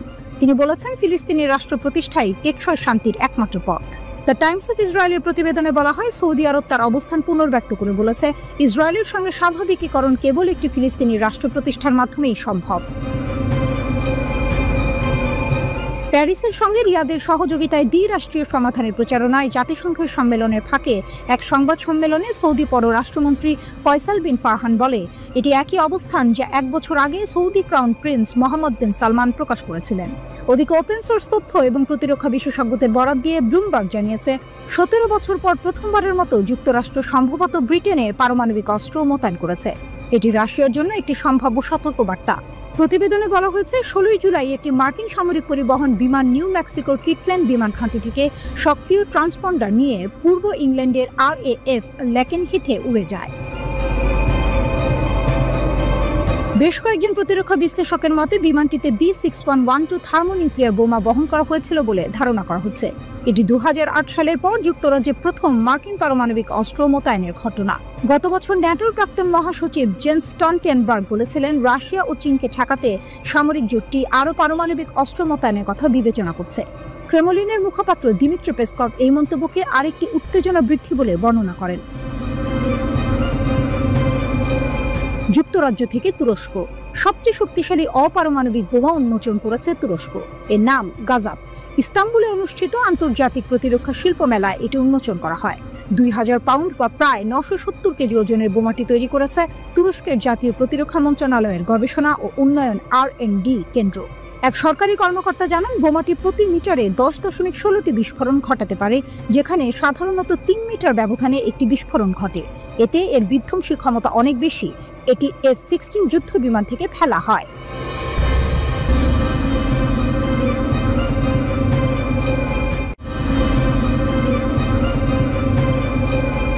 নেতানিয়াহুর যুদ্ধের আসল মূল্য। গাজার পাশাপাশি ইসরায়েলি সেনারাও কি শেষ হচ্ছে না? যখন নেতানিয়াহু গাজা যুদ্ধ চালিয়ে যাওয়ার অঙ্গীকার করছেন, তখন ইসরায়েলের ভেতরেই এক ভয়াবহ নীরব সংকট দানা বাঁধছে। এই যুদ্ধ শুধু গাজার মানুষের জীবন কেড়ে নিচ্ছে না, এটি ইসরায়েলের সামরিক বাহিনী IDF এর মেরুদণ্ড ভেঙে দিচ্ছে। প্রশ্ন উঠেছে, নেতানিয়াহুর এই যুদ্ধ কি কেবল গাজাবাসীকে নয়, ইসরায়েলের নিজেদের সেনাদেরও মেরে ফেলছে? ইসরায়েলের অদৃশ্য গণহত্যা, হাজার হাজার সেনার মানসিক পতন, ইসরায়েলের যুদ্ধযন্ত্র যেন নিজেই নিজেকে গ্রাস করছে। ইয়েদিয়ত আহরোনথের এক উদ্বেগজনক প্রতিবেদন অনুযায়ী 2023 সালের অক্টোবর থেকে এখন পর্যন্ত 10,000-এরও বেশি ইসরায়েলি সেনা post traumatic stress disorder PTSD এর লক্ষণ দেখাচ্ছেন। এর মধ্যে অন্তত 2769 জনকে আনুষ্ঠানিকভাবে PTSD রোগী হিসেবে চিহ্নিত করা হয়েছে। শুধু তাই নয়, এই যুদ্ধের ভয়াবহ মানসিক প্রভাবে 12,000-এরও বেশি সেনা ইতিমধ্যে চাকরি ছেড়ে দিয়েছেন। ইসরায়েলের প্রতিরক্ষা মন্ত্রণালয়ের এক সূত্র ইদিওতকে জানিয়েছে, এই সেনারা শুধু সামরিক জীবনই নয়, স্বাভাবিক বেসামরিক জীবনেও কাজ করার ক্ষমতা হারিয়ে ফেলছেন। যুদ্ধ শুরু হওয়ার পর থেকে সেনাবাহিনী ও নিরাপত্তা বাহিনীর প্রায় 12,500 নতুন আহত সেনা পুনর্বাসন কেন্দ্রে যোগ দিয়েছেন। এই সংখ্যা সেই হাজার হাজার সেনার বাইরে যারা আগে থেকেই মানসিক স্বাস্থ্য চিকিৎসা নিচ্ছেন। অর্থাৎ পরিস্থিতি কতটা গুরুতর তা সহজেই অনুমেয়। 2026-এর মধ্যে 1 লাখ সেনা আহত ও অক্ষম হওয়ার আশঙ্কা। ইসরায়েলের প্রতিরক্ষা মন্ত্রণালয় যে পূর্বাভাস দিয়েছে তা রীতিমতো ভয়ঙ্কর। তাদের অনুমান 2026 সালের মাঝামাঝি নাগাদ 1 লক্ষ ইসরায়েলি সেনা আহত বা অক্ষম হয়ে পড়বেন। এর মধ্যে অর্ধেকেরও বেশি মানসিক সমস্যায় ভুগবেন বলে ধারণা করা হচ্ছে। প্রতিবেদনে স্পষ্ট করে সতর্ক করা হয়েছে, যুদ্ধ শেষ হওয়ার পর এই সংখ্যা কেবল বাড়বে। বিশেষজ্ঞরা বলছেন, যুদ্ধের ময়দানে সেনারা এক ধরনের মানসিক অনাক্রম্যতা উপভোগ করেন, কিন্তু বিপদটা আসে পরে। স্বাভাবিক জীবনে ফিরে আসার পর ভয়ঙ্কর স্মৃতিগুলো মাথা চাড়া দিয়ে ওঠে। প্রতিবেদনে জোর দিয়ে বলা হয়েছে, এই বিলম্বিত ট্রমা বা আঘাতের ফলে যুদ্ধ পরবর্তী সময়ে মারাত্মক সংকট তৈরি হয়, এমনকি যুদ্ধের বছরখানেক পরও এর প্রভাব দেখা যায়। সবচেয়ে মর্মান্তিক খবরটি হলো, IDF নিজেই নিশ্চিত করেছে যে গত 14 জুলাই মাত্র 10 দিনে 3 জন ইসরায়েলি সেনা আত্মহত্যা করেছেন। চ্যানেল 12-এর খবর অনুযায়ী 14 জুলাই নাহাল ব্রিগেডের একজন সেনা নিজের জীবন কেড়ে নেন। 10 জুলাই গাজা থেকে ফিরে আসা একজন গোলানি সেনা সদে তেইমান ঘাঁটিতে আত্মহত্যা করেন। ইসরায়েল হায়ুন জানিয়েছে 2024 সালে এই পর্যন্ত 21 জন সেনা আত্মহত্যা করেছেন। আর হারেজ এর তথ্য অনুযায়ী 2023 সালে গাজা যুদ্ধ শুরু হওয়ার পর থেকে যুদ্ধ সম্পর্কিত আত্মহত্যার সংখ্যা বেড়ে দাঁড়িয়েছে 42 জনে। এই পরিসংখ্যানগুলো কি ইসরায়েলি সমাজের প্রতি এক ভয়াবহ ইঙ্গিত দিচ্ছে? নেতানিয়াহু যখন যুদ্ধের ধারাবাহিকতা রক্ষার প্রতিশ্রুতি দিচ্ছেন, তখন তার নিজের সেনাবাহিনীর ভেতরেই এক অদৃশ্য ক্ষয় চলছে।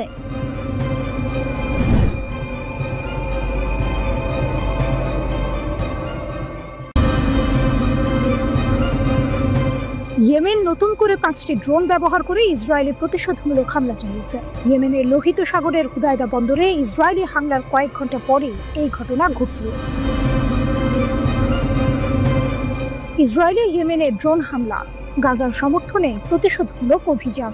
ইয়েমেনের সশস্ত্র বাহিনী 21 জুলাই 5টি ড্রোন ব্যবহার করে ইসরায়েল অধিকৃত অঞ্চলের গভীরে গুরুত্বপূর্ণ কৌশলগত স্থানে সফলভাবে হামলা চালিয়েছে। এর কয়েক ঘন্টা আগে ইয়েমেনের লোহিত সাগরের হুদায়দা বন্দরে হামলা চালানো হয়েছিল। ইয়েমেনি সামরিক বাহিনী এক বিবৃতিতে জানিয়েছে যে তাদের ড্রোন ইউনিট বেন গুরিয়ন বিমানবন্দর এবং ইয়াফা অঞ্চলের আরেকটি সামরিক লক্ষ্যবস্তু, সেই সাথে উম্মে আল রাশরাশ বা ইলাত বন্দর, রামন বিমানবন্দর এবং অধিকৃত ফিলিস্তিনের আশদোদ এলাকার একটি গুরুত্বপূর্ণ লক্ষ্যবস্তুকে লক্ষ্য করে এই গুণগত সামরিক অভিযান পরিচালনা করেছে। হামলার কারণ গাজায় ইসরায়েলের গণহত্যা ও হুদায়দা বন্দরে আক্রমণ।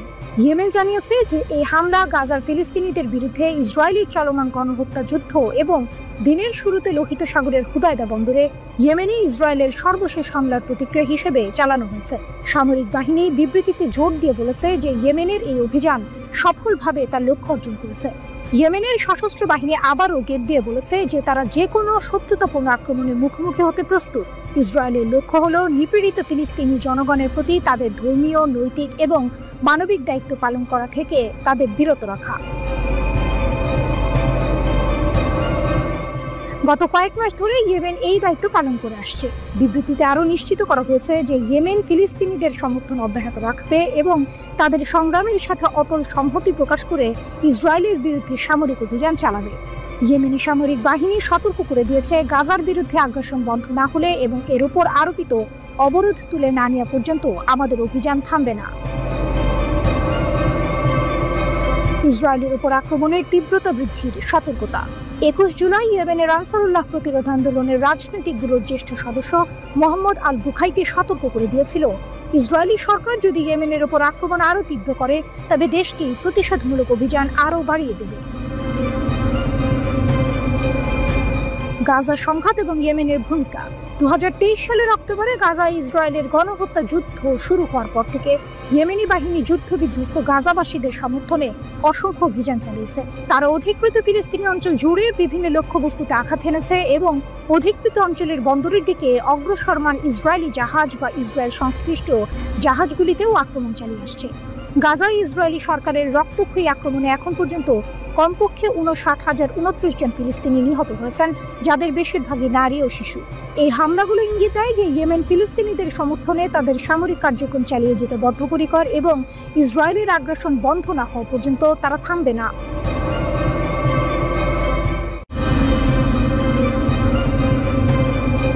যুদ্ধ, ক্ষমতা, টানাপোড়েন আর গোপন কূটনীতির এই সময়ে মস্কোর বুকে ঘটল এক নাটকীয় মোড়, যা হয়তো বদলে দিতে পারে বিশ্ব রাজনীতির গতিপথ। ইরান ও রাশিয়া দুই নায়ক, যারা নিজেদের অস্তিত্বের লড়াইয়ে অবিচল, এক নতুন অধ্যায়ের সূচনা করলেন। মস্কোর মঞ্চে দুই নায়ক, প্রতিরক্ষা সহযোগিতার নতুন সমীকরণ। 21 জুলাই মস্কোর সুরক্ষিত কক্ষগুলোতে এক ঐতিহাসিক বৈঠক অনুষ্ঠিত হলো, যেখানে রাশিয়া এবং ইরানের প্রতিরক্ষা মন্ত্রীরা সামরিক সহযোগিতার এক নতুন দিগন্ত উন্মোচন করলেন। এই দুই রাষ্ট্র, যারা পশ্চিমা শক্তির কঠোর নিষেধাজ্ঞার মুখেও নিজেদের অবস্থান ধরে রেখেছে, এবার আরও দৃঢ়ভাবে কাঁধে কাঁধ মেলালো। রাশিয়ার প্রতিরক্ষা মন্ত্রী আন্দ্রেই বেলাজভ এবং ইরানের প্রতিরক্ষা মন্ত্রী আজিজ নাসিরজাদে এর এই বৈঠক ছিল দুই দেশের মধ্যে কৌশলগত সম্পর্ক আরও গভীর করার চলমান প্রচেষ্টার অংশ। ইরানের রাষ্ট্রদূত কাজেম জালালি গর্বের সাথে ঘোষণা করলেন, এই বৈঠকের বিষয় ছিল সামরিক এবং প্রতিরক্ষা ক্ষেত্রে দ্বিপাক্ষিক সহযোগিতা জোরদার করা। মস্কোতে ইরানি দূতাবাসের বিবৃতিতে যৌথ প্রতিরক্ষা উদ্যোগের প্রতি দুই দেশের অবিচল অঙ্গীকারের কথাই তুলে ধরা হলো। এ যেন এক শক্তিশালী জোটের আগমনী বার্তা, যা বিশ্বকে নতুন করে ভাবতে বাধ্য করবে। ক্রেমলিনের অন্দরমহলে পারমাণবিক রহস্য, এক মহাকাব্যিক চাল। একই সময়ে ক্রেমলিনের অন্দরমহলে আরও এক গভীর আলোচনা চলছিল।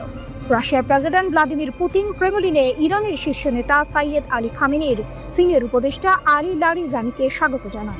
এই বৈঠক কেবল আঞ্চলিক পরিস্থিতি নিয়ে আলোচনা ছিল না, এর কেন্দ্রবিন্দুতে ছিল ইরানের পারমাণবিক ফাইল। ক্রেমলিনের মুখপাত্র দিমিত্রি পেসকভ জানান, লারিজানি মধ্যপ্রাচ্যের ক্রমবর্ধমান পরিস্থিতি এবং ইরানের পারমাণবিক কর্মসূচির সর্বশেষ আপডেট পুতিনের কাছে তুলে ধরেছেন।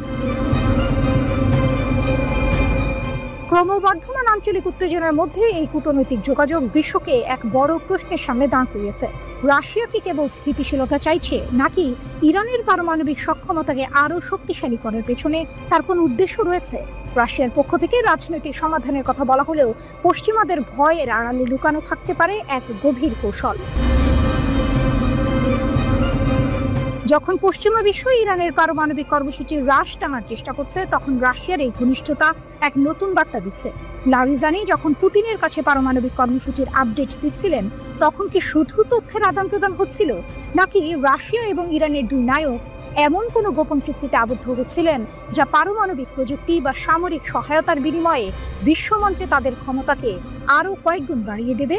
এই বৈঠকগুলো কি কেবল কূটনৈতিক প্রথা মেনে চলা আনুষ্ঠানিকতা ছিল, নাকি এটি ছিল পশ্চিমা বিশ্বের ওপর চাপ সৃষ্টির এক মহাকাব্যিক চাল? যদি সত্যি ইরান এবং রাশিয়ার মধ্যে পারমাণবিক প্রযুক্তি বা উন্নত সামরিক সরঞ্জাম বিনিময়ের কোনো গোপন চুক্তি হয়ে থাকে, তাহলে তা মধ্যপ্রাচ্য এবং বিশ্বের ক্ষমতার ভারসাম্যে এক ভূমিকম্প ঘটাবে।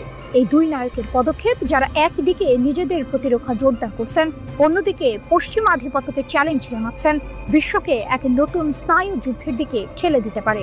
এই নাটকীয় মোড় কি বিশ্বকে এক নতুন ভূ রাজনৈতিক লড়াইয়ের দিকে নিয়ে যাচ্ছে, নাকি এটি কেবল নিজেদের আত্মরক্ষার এক দৃঢ় প্রচেষ্টা?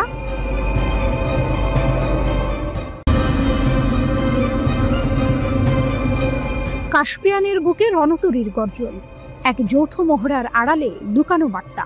কাস্পিয়ান সাগরের শান্ত জলরাশি হঠাৎই অশান্ত হয়ে উঠেছে। দিগন্তে ঘনিয়ে আসছে মেঘ, আর সেই মেঘের আড়াল থেকে ভেসে আসছে রণতরীর গর্জন।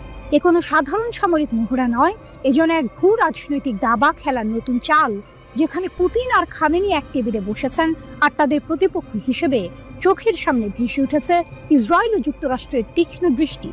একসাথে নিরাপদ ও সুরক্ষিত কাস্পিয়ান সাগরের জন্য লুকিয়ে আছে এক গভীর বার্তা, এক নীরব যুদ্ধ ঘোষণার ইঙ্গিত নয় কি?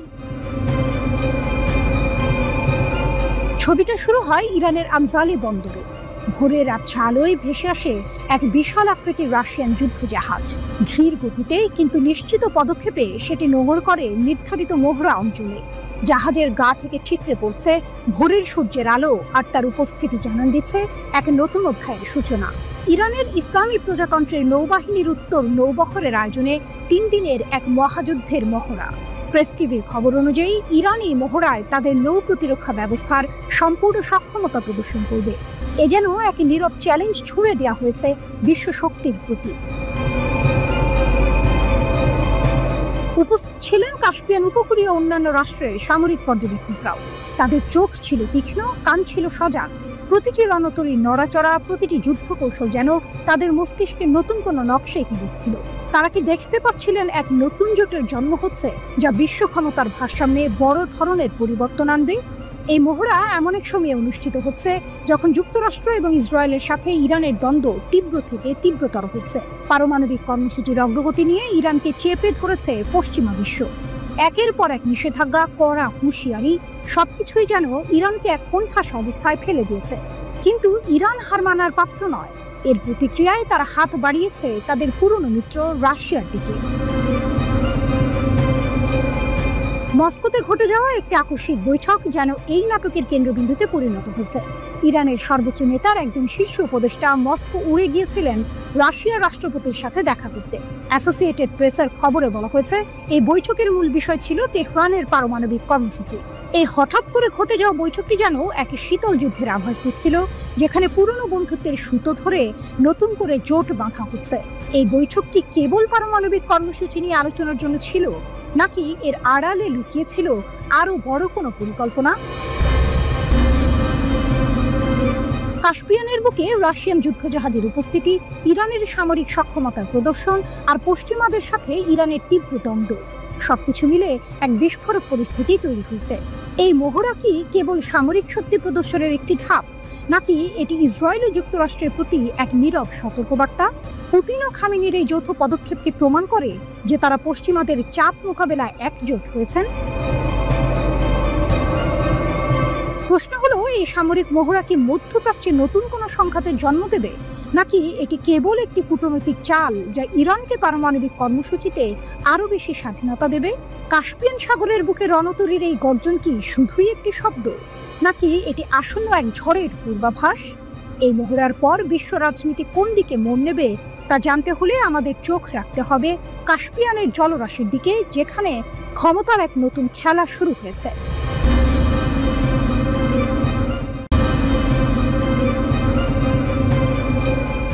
গাজা যুদ্ধের উত্তাপ এখন শুধু ফিলিস্তিনি ভূখণ্ডে সীমাবদ্ধ নেই, এর আঁচ ছড়িয়ে পড়েছে লোহিত সাগরের ওপার পর্যন্ত। ইয়েমেনের সশস্ত্র বাহিনী সরাসরি ইসরায়েলের ওপর ক্ষেপণাস্ত্র ও ড্রোন হামলা চালিয়ে আবারও নতুন একমাত্র যোগ করেছে এই সংঘাতে। তেল আবিব ও জেরুজালেমের আকাশে বেজে ওঠা বিমান হামলার সাইরেন যেন এই ক্রমবর্ধমান উত্তেজনারই প্রতিচ্ছবি। 22 জুলাই ভোরে ইসরায়েলের বৃহত্তম শহর তেল আবিব, জেরুজালেম এবং মধ্য ইসরায়েলের বিস্তীর্ণ অঞ্চলে বেজে ওঠে বিমান হামলার সাইরেন। আতঙ্ক ছড়িয়ে পড়ে সাধারণ মানুষের মধ্যে। মানুষ ছুটে যায় নিরাপদ আশ্রয়ের খোঁজে। ইসরায়েলের সামরিক বাহিনী আইডিএফ দ্রুত জানিয়েছে, ইয়েমেন থেকে ছোড়া একটি ব্যালিস্টিক ক্ষেপণাস্ত্রকে তাদের বিমান প্রতিরক্ষা ব্যবস্থা সফলভাবে প্রতিহত করেছে। আইডিএফ এর বিবৃতি ছিল সংক্ষিপ্ত কিন্তু স্পষ্ট। প্রোটোকল অনুসারে সতর্কতা সক্রিয় করা হয়েছিল এবং ক্ষেপণাস্ত্রটি ইয়েমেন থেকে ছোড়া হয়েছিল এবং সফলভাবে বাধা দেওয়া হয়েছিল। আপাত দৃষ্টিতে মনে হতে পারে এটি একটি নিয়মিত ঘটনা, কিন্তু এর পেছনের প্রেক্ষাপট অনেকটাই ভিন্ন। এই হামলার পরপরই ইয়েমেনি সশস্ত্র বাহিনী এর দায় স্বীকার করে জানিয়েছে, ইসরায়েলি হামলার প্রতিশোধ হিসেবেই তারা তেল আবিবের গুরুত্বপূর্ণ বেন গুরিয়ন বিমানবন্দরকে লক্ষ্য করে এই হামলা চালিয়েছে। যদিও এই হামলায় তাৎক্ষণিকভাবে কোনো হতাহত বা বড় ধরনের ক্ষয়ক্ষতির খবর পাওয়া যায়নি, তবে বেন গুরিয়ন বিমানবন্দরের কার্যক্রম সাময়িকভাবে ব্যাহত হয়, যা টাইমস অফ ইসরায়েলের প্রতিবেদনেও নিশ্চিত করা হয়েছে। পরে অবশ্য বিমানবন্দর পুনরায় চালু হয়। প্রতিশোধের আগুন হুদাইদা থেকে তেল আবিব পর্যন্ত ইয়েমেনি সশস্ত্র বাহিনীর এই ক্ষেপণাস্ত্র হামলা কোনো বিচ্ছিন্ন ঘটনা নয়।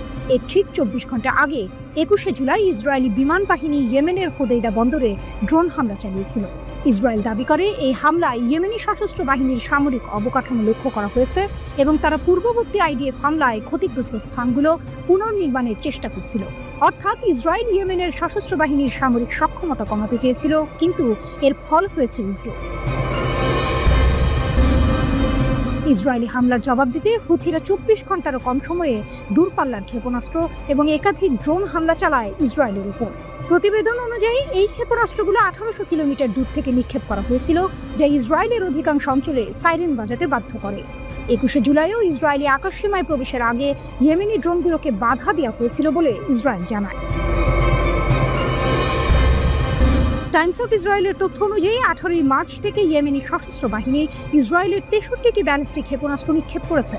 এই সংখ্যাটি কেবল একটি পরিসংখ্যান নয়, এটি মধ্যপ্রাচ্যে ক্ষমতার নতুন সমীকরণের ইঙ্গিত।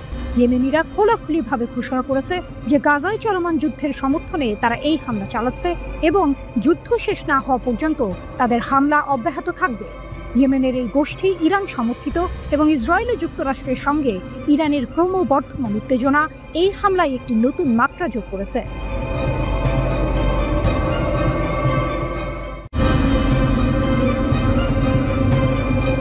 রাফাতে ইসরায়েলি সেনাদের হতাহতের দাবি কাসাম ব্রিগেডের।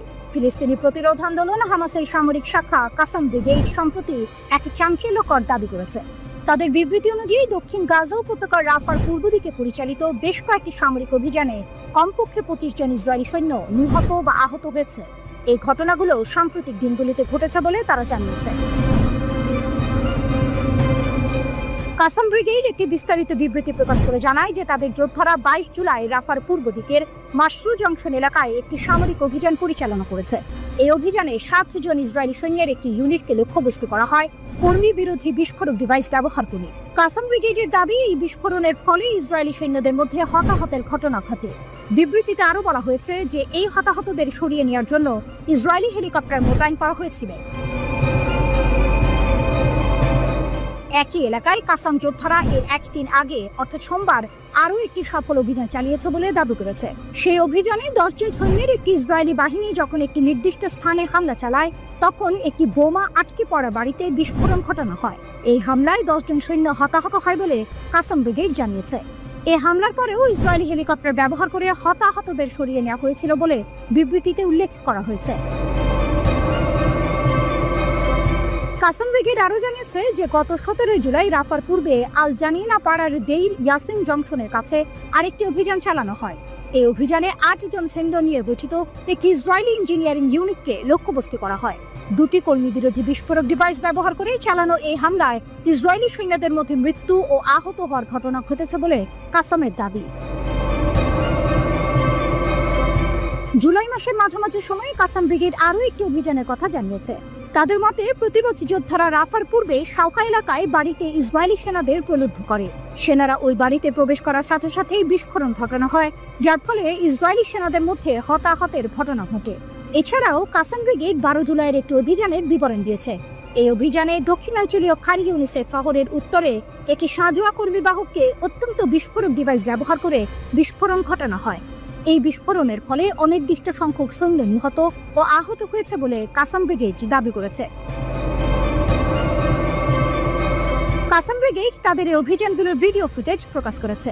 এই ভিডিওতে উপরোক্ত অভিযানগুলোর পাশাপাশি ইয়াসিন 105 শেল দিয়ে একটি মেরকাভা ট্যাঙ্ককে লক্ষ্য করে হামলা চালানোর দৃশ্য দেখানো হয়েছে। ফুটেজে দেখা গেছে উত্তর গাজার জাবালিয়া শরণার্থী শিবিরে ইসরায়েলি সামরিক যানবাহনের খুব কাছ থেকে বিস্ফোরণ ঘটানো হয়েছে। ভিডিওতে নথিভুক্ত অভিযানগুলোর মধ্যে একটি ছিল ট্যাঙ্কের ভেতরে একটি বিস্ফোরক ডিভাইসের বিস্ফোরণ। ভিডিওটিতে আক্রমণকারী ইসরায়েলি যানবাহনের রুটে পর্যবেক্ষণ এবং বিস্ফোরক ডিভাইস স্থাপনের প্রক্রিয়া এবং সামরিক অভিযানের আগে অন্যান্য প্রস্তুতিও দেখানো হয়েছে। গাজার স্বাস্থ্য মন্ত্রণালয়ের অনুমান অনুসারে 2023 সালের অক্টোবর থেকে ইসরায়েল গাজায় কমপক্ষে 59,219 জন ফিলিস্তিনিকে হত্যা করেছে, যাদের বেশিরভাগই নারী ও শিশু। এই পরিসংখ্যান চলমান সংঘাতের ভয়াবহতা তুলে ধরে।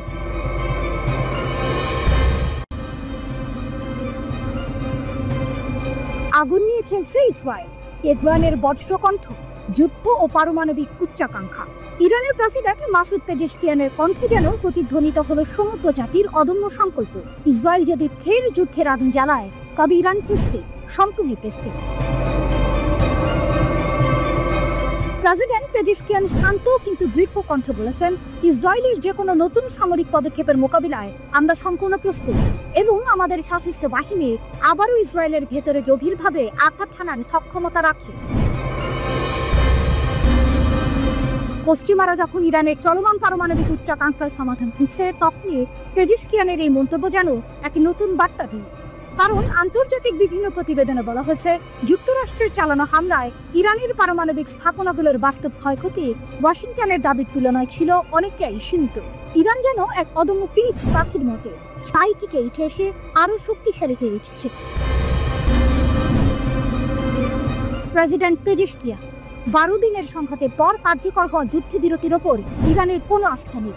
আমরা এই ব্যাপারে খুব একটা আশাবাদী নই। এসব কারণে আমরা যে কোনো সম্ভাব্য পরিস্থিতি ও প্রতিক্রিয়ার জন্য প্রস্তুতি নিয়ে রেখেছি। ইসরায়েল আমাদের ক্ষতি করেছে, আমরাও তাদের ক্ষতি করেছি। তারা আমাদের ওপর শক্তিশালী হামলা চালিয়েছে, আমরাও তাদের গভীরে শক্তভাবে আঘাত হেনেছি। তবে তারা নিজেদের ক্ষয়ক্ষতি গোপন করছে। এই হলো সেই মোচন। ইসরায়েল নিজেদের ক্ষয়ক্ষতি বিকিয়ে রাখছে, এই দাবি যেন ইরানের শক্তির এক নীরব ঘোষণা। তারা কেবল প্রতিরোধী করেনি, পাল্টা আঘাত হেনেছে, যার গভীরতা ইসরায়েল প্রকাশ করতে সাহস পাচ্ছে না। আন্তর্জাতিক বিরোধিতা সত্ত্বেও ইরান তার ইউরেনিয়াম সমৃদ্ধকরণ কর্মসূচি অব্যাহত রাখতে বলে জানিয়েছেন প্রেসিডেন্ট পেজেশকিয়ান। তিনি স্পষ্ট করে দিয়েছেন, ইরানের পারমাণবিক সক্ষমতা উন্নয়নের এই কার্যক্রম আন্তর্জাতিক আইনের কাঠামোর মধ্যেই পরিচালিত হবে। প্রেসিডেন্ট পেজেশকিয়ান বলেছেন, ট্রাম্প বলেছেন ইরানের কাছে পারমাণবিক অস্ত্র থাকা উচিত নয় এবং আমরা এই বিষয়টি মেনে নিচ্ছি, কারণ আমরা পারমাণবিক অস্ত্র স্পষ্টভাবে প্রত্যাখ্যান করি। এটি আমাদের রাজনৈতিক, ধর্মীয়, মানবিক ও কৌশলগত অবস্থা। ইরান কূটনীতিতে বিশ্বাসী, কিন্তু হুমকি বা জোর জবরদস্তি মেনে নেবে না। পেজেশকিয়ান আরও বলেন, আমাদের পারমাণবিক কর্মসূচি শেষ হয়ে গেছে বলে ট্রাম্প যে দাবি করেছেন তা একটি ভুল ধারণা মাত্র। এই মন্তব্য যেন বিশ্বকে এক কঠিন বার্তা দিলে ইরান তার নিজস্ব পথে অবিচল, কারো হুমকিতে তারা পিছু হটবে না। ইসরায়েল সহ প্রায় সবার একটা ধারণা ছিল তাদের ক্ষেপণাস্ত্র প্রতিরক্ষা ব্যবস্থা আয়রন ডোম ভেদ করার ক্ষমতা কোনো মিসাইলের নেই, ফলে এটিকে তারা বলতো ঈশ্বরের দিয়া। এর পাশাপাশি তাদের রয়েছে ডেভিড স্লিং, দ্য অ্যারো এবং যুক্তরাষ্ট্রের তৈরি থাট। এছাড়া জর্ডান এবং লোহিত সাগরে মার্কিন বাহিনীর আকাশ প্রতিরক্ষা ব্যবস্থা তাদেরকে বাড়তি নিরাপত্তা নিশ্চয়তা দিয়েছিল। ইরান তার পুরো প্রতিরক্ষা ব্যবস্থা গড়ে তুলেছে ইসরায়েলকে মাথায় রেখে। আজ হোক কাল হোক ইসরায়েলের সঙ্গে সামরিক সংঘাত বাঁধবে। এই ধরনের সামরিক রাজনৈতিক বোঝাপড়া এই প্রতিরক্ষা ডক্ট্রিনের মূল প্রতিপাদ্য।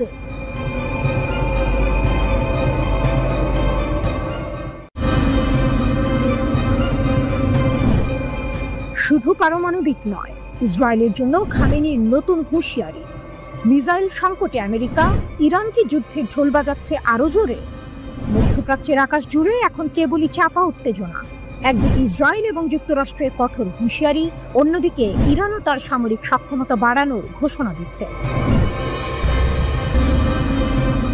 এই টানটান পরিস্থিতির মাঝেই ইরানের সর্বোচ্চ নেতা আয়াতুল্লাহ আলী খামেনি ইসরায়েলের বিরুদ্ধে এক নতুন হুমকি দিয়েছেন। তার এই ঘোষণার সময়টি বিশেষভাবে তাৎপর্যপূর্ণ, কারণ ওয়াল স্ট্রিট জার্নাল সহ বিভিন্ন গণমাধ্যম দাবি করছে মার্কিন যুক্তরাষ্ট্রের ক্ষেপণাস্ত্র মজুদে নাকি মারাত্মক সংকট দেখা দিয়েছে। তাহলে কি ইরান এই দুর্বলতার সুযোগ নিয়ে যুদ্ধের দামামা আরো জোরে সোরে বাজাতে চাইছে? খামেনির অগ্নিঝরা ঘোষণা। 25শে জুলাই ইসরায়েলের 13ই জুনের হামলার 40 দিন উপলক্ষে এক বিবৃতিতে খামেনি তার কঠোর মনোভাব প্রকাশ করে। এই হামলায় ইরানের বেশ কয়েকজন সামরিক কমান্ডার ও পারমাণবিক বিজ্ঞানী শহীদ হয়েছিলেন। খামেনি এই হামলাকে দুষ্ট ও অপরাধী ইহুদিবাদী শাসক গোষ্ঠীর কাজ বলে অভিহিত করেছেন। তার কথায় ছিল শোক, কিন্তু তার চেয়েও বেশি ছিল প্রতিজ্ঞা। তিনি বলেছেন, বোকা অদূরদর্শী শত্রু তার লক্ষ্য অর্জনে ব্যর্থ হয়েছে। এর চেয়েও বড় কথা, তিনি অঙ্গীকার করেছেন যে ভবিষ্যৎ দেখাবে যে আমাদের সামরিক এবং বৈজ্ঞানিক অগ্রগতি উভয় স্রষ্টার ইচ্ছায় আগের চেয়ে আরো বেশি গতিতে এগিয়ে যাবে। খামেনির এই দৃঢ় ঘোষণা ইঙ্গিত দিচ্ছে যে ইরান কেবল পারমাণবিক কর্মসূচিতেই নয়, সামগ্রিক সামরিক শক্তি বৃদ্ধিতেও মনোযোগ দেবে। তার মতে, ইরানের শত্রুরা ঠান্ডা লোহার উপর হাতুড়ি মারছে, তবে ইরান দিন দিন শক্তিশালী হয়ে উঠবে। এই বক্তব্যগুলি ইসরায়েল এবং যুক্তরাষ্ট্রের জন্য স্পষ্ট বার্তা, ইরানকে দমানো এত সহজ হবে না। ইসরায়েলের যুদ্ধের ইঙ্গিত এবং যুক্তরাষ্ট্রের দুর্বলতা। খামেনির এই মন্তব্যের ঠিক আগে ইসরায়েলের প্রতিরক্ষামন্ত্রী কাটস ইরানের সাথে যুদ্ধ পুনরারম্ভের ইঙ্গিত দিয়েছিলেন। জেরুজালেম পোস্ট অনুসারে তিনি বিমান শ্রেষ্ঠত্ব বজায় রাখার উপর জোর দিয়েছিলেন এবং ইরানকে পারমাণবিক শক্তি অর্জন থেকে বিরত রাখার পরিকল্পনা কার্যকর করার আহ্বান জানান। এমনকি মার্কিন প্রেসিডেন্ট ডোনাল্ড ট্রাম্প এবং ইসরায়েলের প্রধানমন্ত্রী বেনিয়ামিন নেতানিয়াহু বলেছিলেন যে ইরান যদি তাদের পারমাণবিক কর্মসূচি পুনরায় শুরু করে তবে তারা হামলা চালাবে। কিন্তু গল্পের টুইস্ট এখানেই। এইসব যুদ্ধমদেহী মনোভাবের মধ্যেই একটি চাঞ্চল্যকর তথ্য সামনে এসেছে। এক্সিওসের এক রিপোর্টে বলা হয়েছে, ইসরায়েল ইরান যুদ্ধের পর যুক্তরাষ্ট্র এবং ইসরায়েলের ক্ষেপণাস্ত্র বিরোধী ব্যবস্থা যেমন প্যাট্রিয়ট এবং থার্ড মজুদে মারাত্মক ঘাটতি দেখা দিয়েছে। প্রতিবেদনে আরও উল্লেখ করা হয়েছে, ইরানি ক্ষেপণাস্ত্র প্রতিরোধে মার্কিন ও ইসরায়েলের প্রতিরক্ষা ব্যবস্থাগুলো ব্যর্থ হয়েছিল, যার ফলে ইসরায়েলে প্রায় 2 ডজন মানুষ নিহত হয় এবং সামরিক স্থাপনা ও বাসস্থান ধ্বংস হয়। এই পরিস্থিতি মধ্যপ্রাচ্যের ক্ষমতার ভারসাম্যে এক নতুন সমীকরণ তৈরি করছে। একদিকে ইরান তার সামরিক এবং পারমাণবিক সক্ষমতা বাড়ানোর দৃঢ় সংকল্প দেখাচ্ছে, অন্যদিকে ইসরায়েল এবং যুক্তরাষ্ট্র তাদের সামরিক শক্তিতে একটি অপ্রত্যাশিত দুর্বলতার মুখোমুখি হচ্ছে। মার্কিন ক্ষেপণাস্ত্রের এই ঘাটতি কি ইরানকে আরও সাহসী করে তুলবে?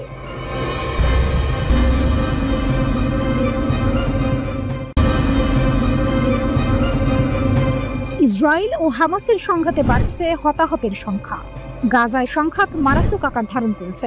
হামাস আক্রমণাত্মক ও প্রতিরোধমূলক উভয় হামলা বাড়িয়ে দিয়েছে। এর ফলে ইসরায়েলি প্রতিরক্ষা বাহিনী আইডিএফ জানিয়েছে, শুধু জুলাই মাসেই তাদের 16 জন সৈন্য নিহত হয়েছে। আইডিএফ এর সাম্প্রতিক ক্ষয়ক্ষতি। নিহতদের মধ্যে রয়েছেন সার্জেন্ট মেজর অবসরপ্রাপ্ত বেতজালেল ইয়েহোশুয়া মোজবাচার, যিনি 749তম কমব্যাট ইঞ্জিনিয়ারিং ব্যাটালিয়নের একজন যুদ্ধ প্রকৌশলী ছিলেন।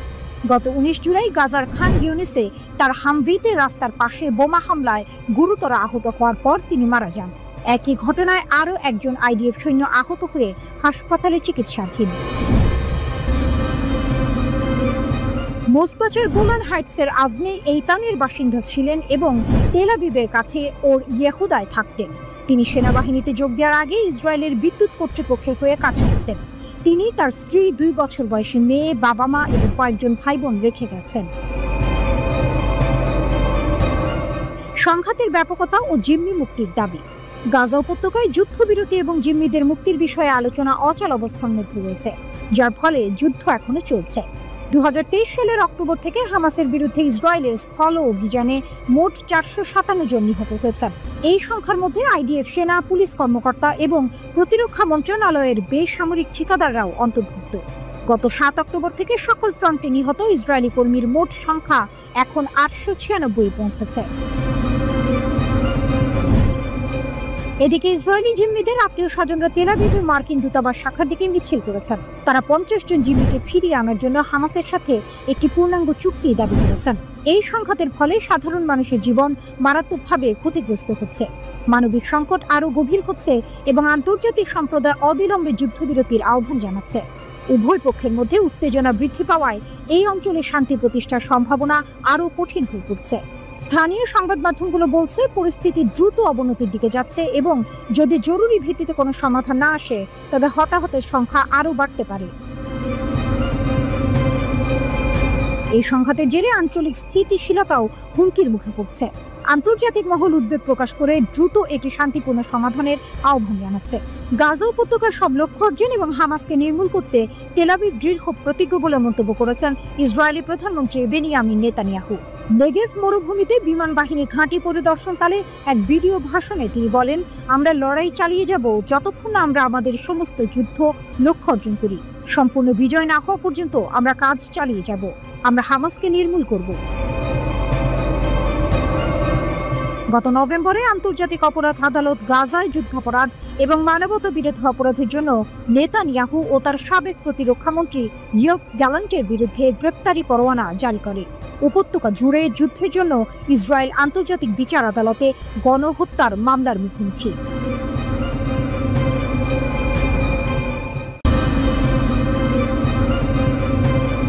গভীর সমুদ্রে রাশিয়ার পারমাণবিক বজ্রধ্বনি।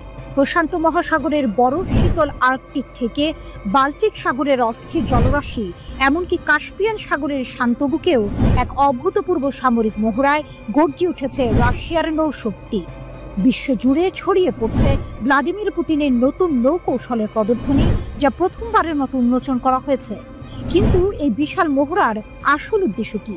শুধুই কি সামরিক প্রস্তুতি, নাকি এর পেছনে লুকিয়ে আছে আরও গভীর কোনো পরিকল্পনা?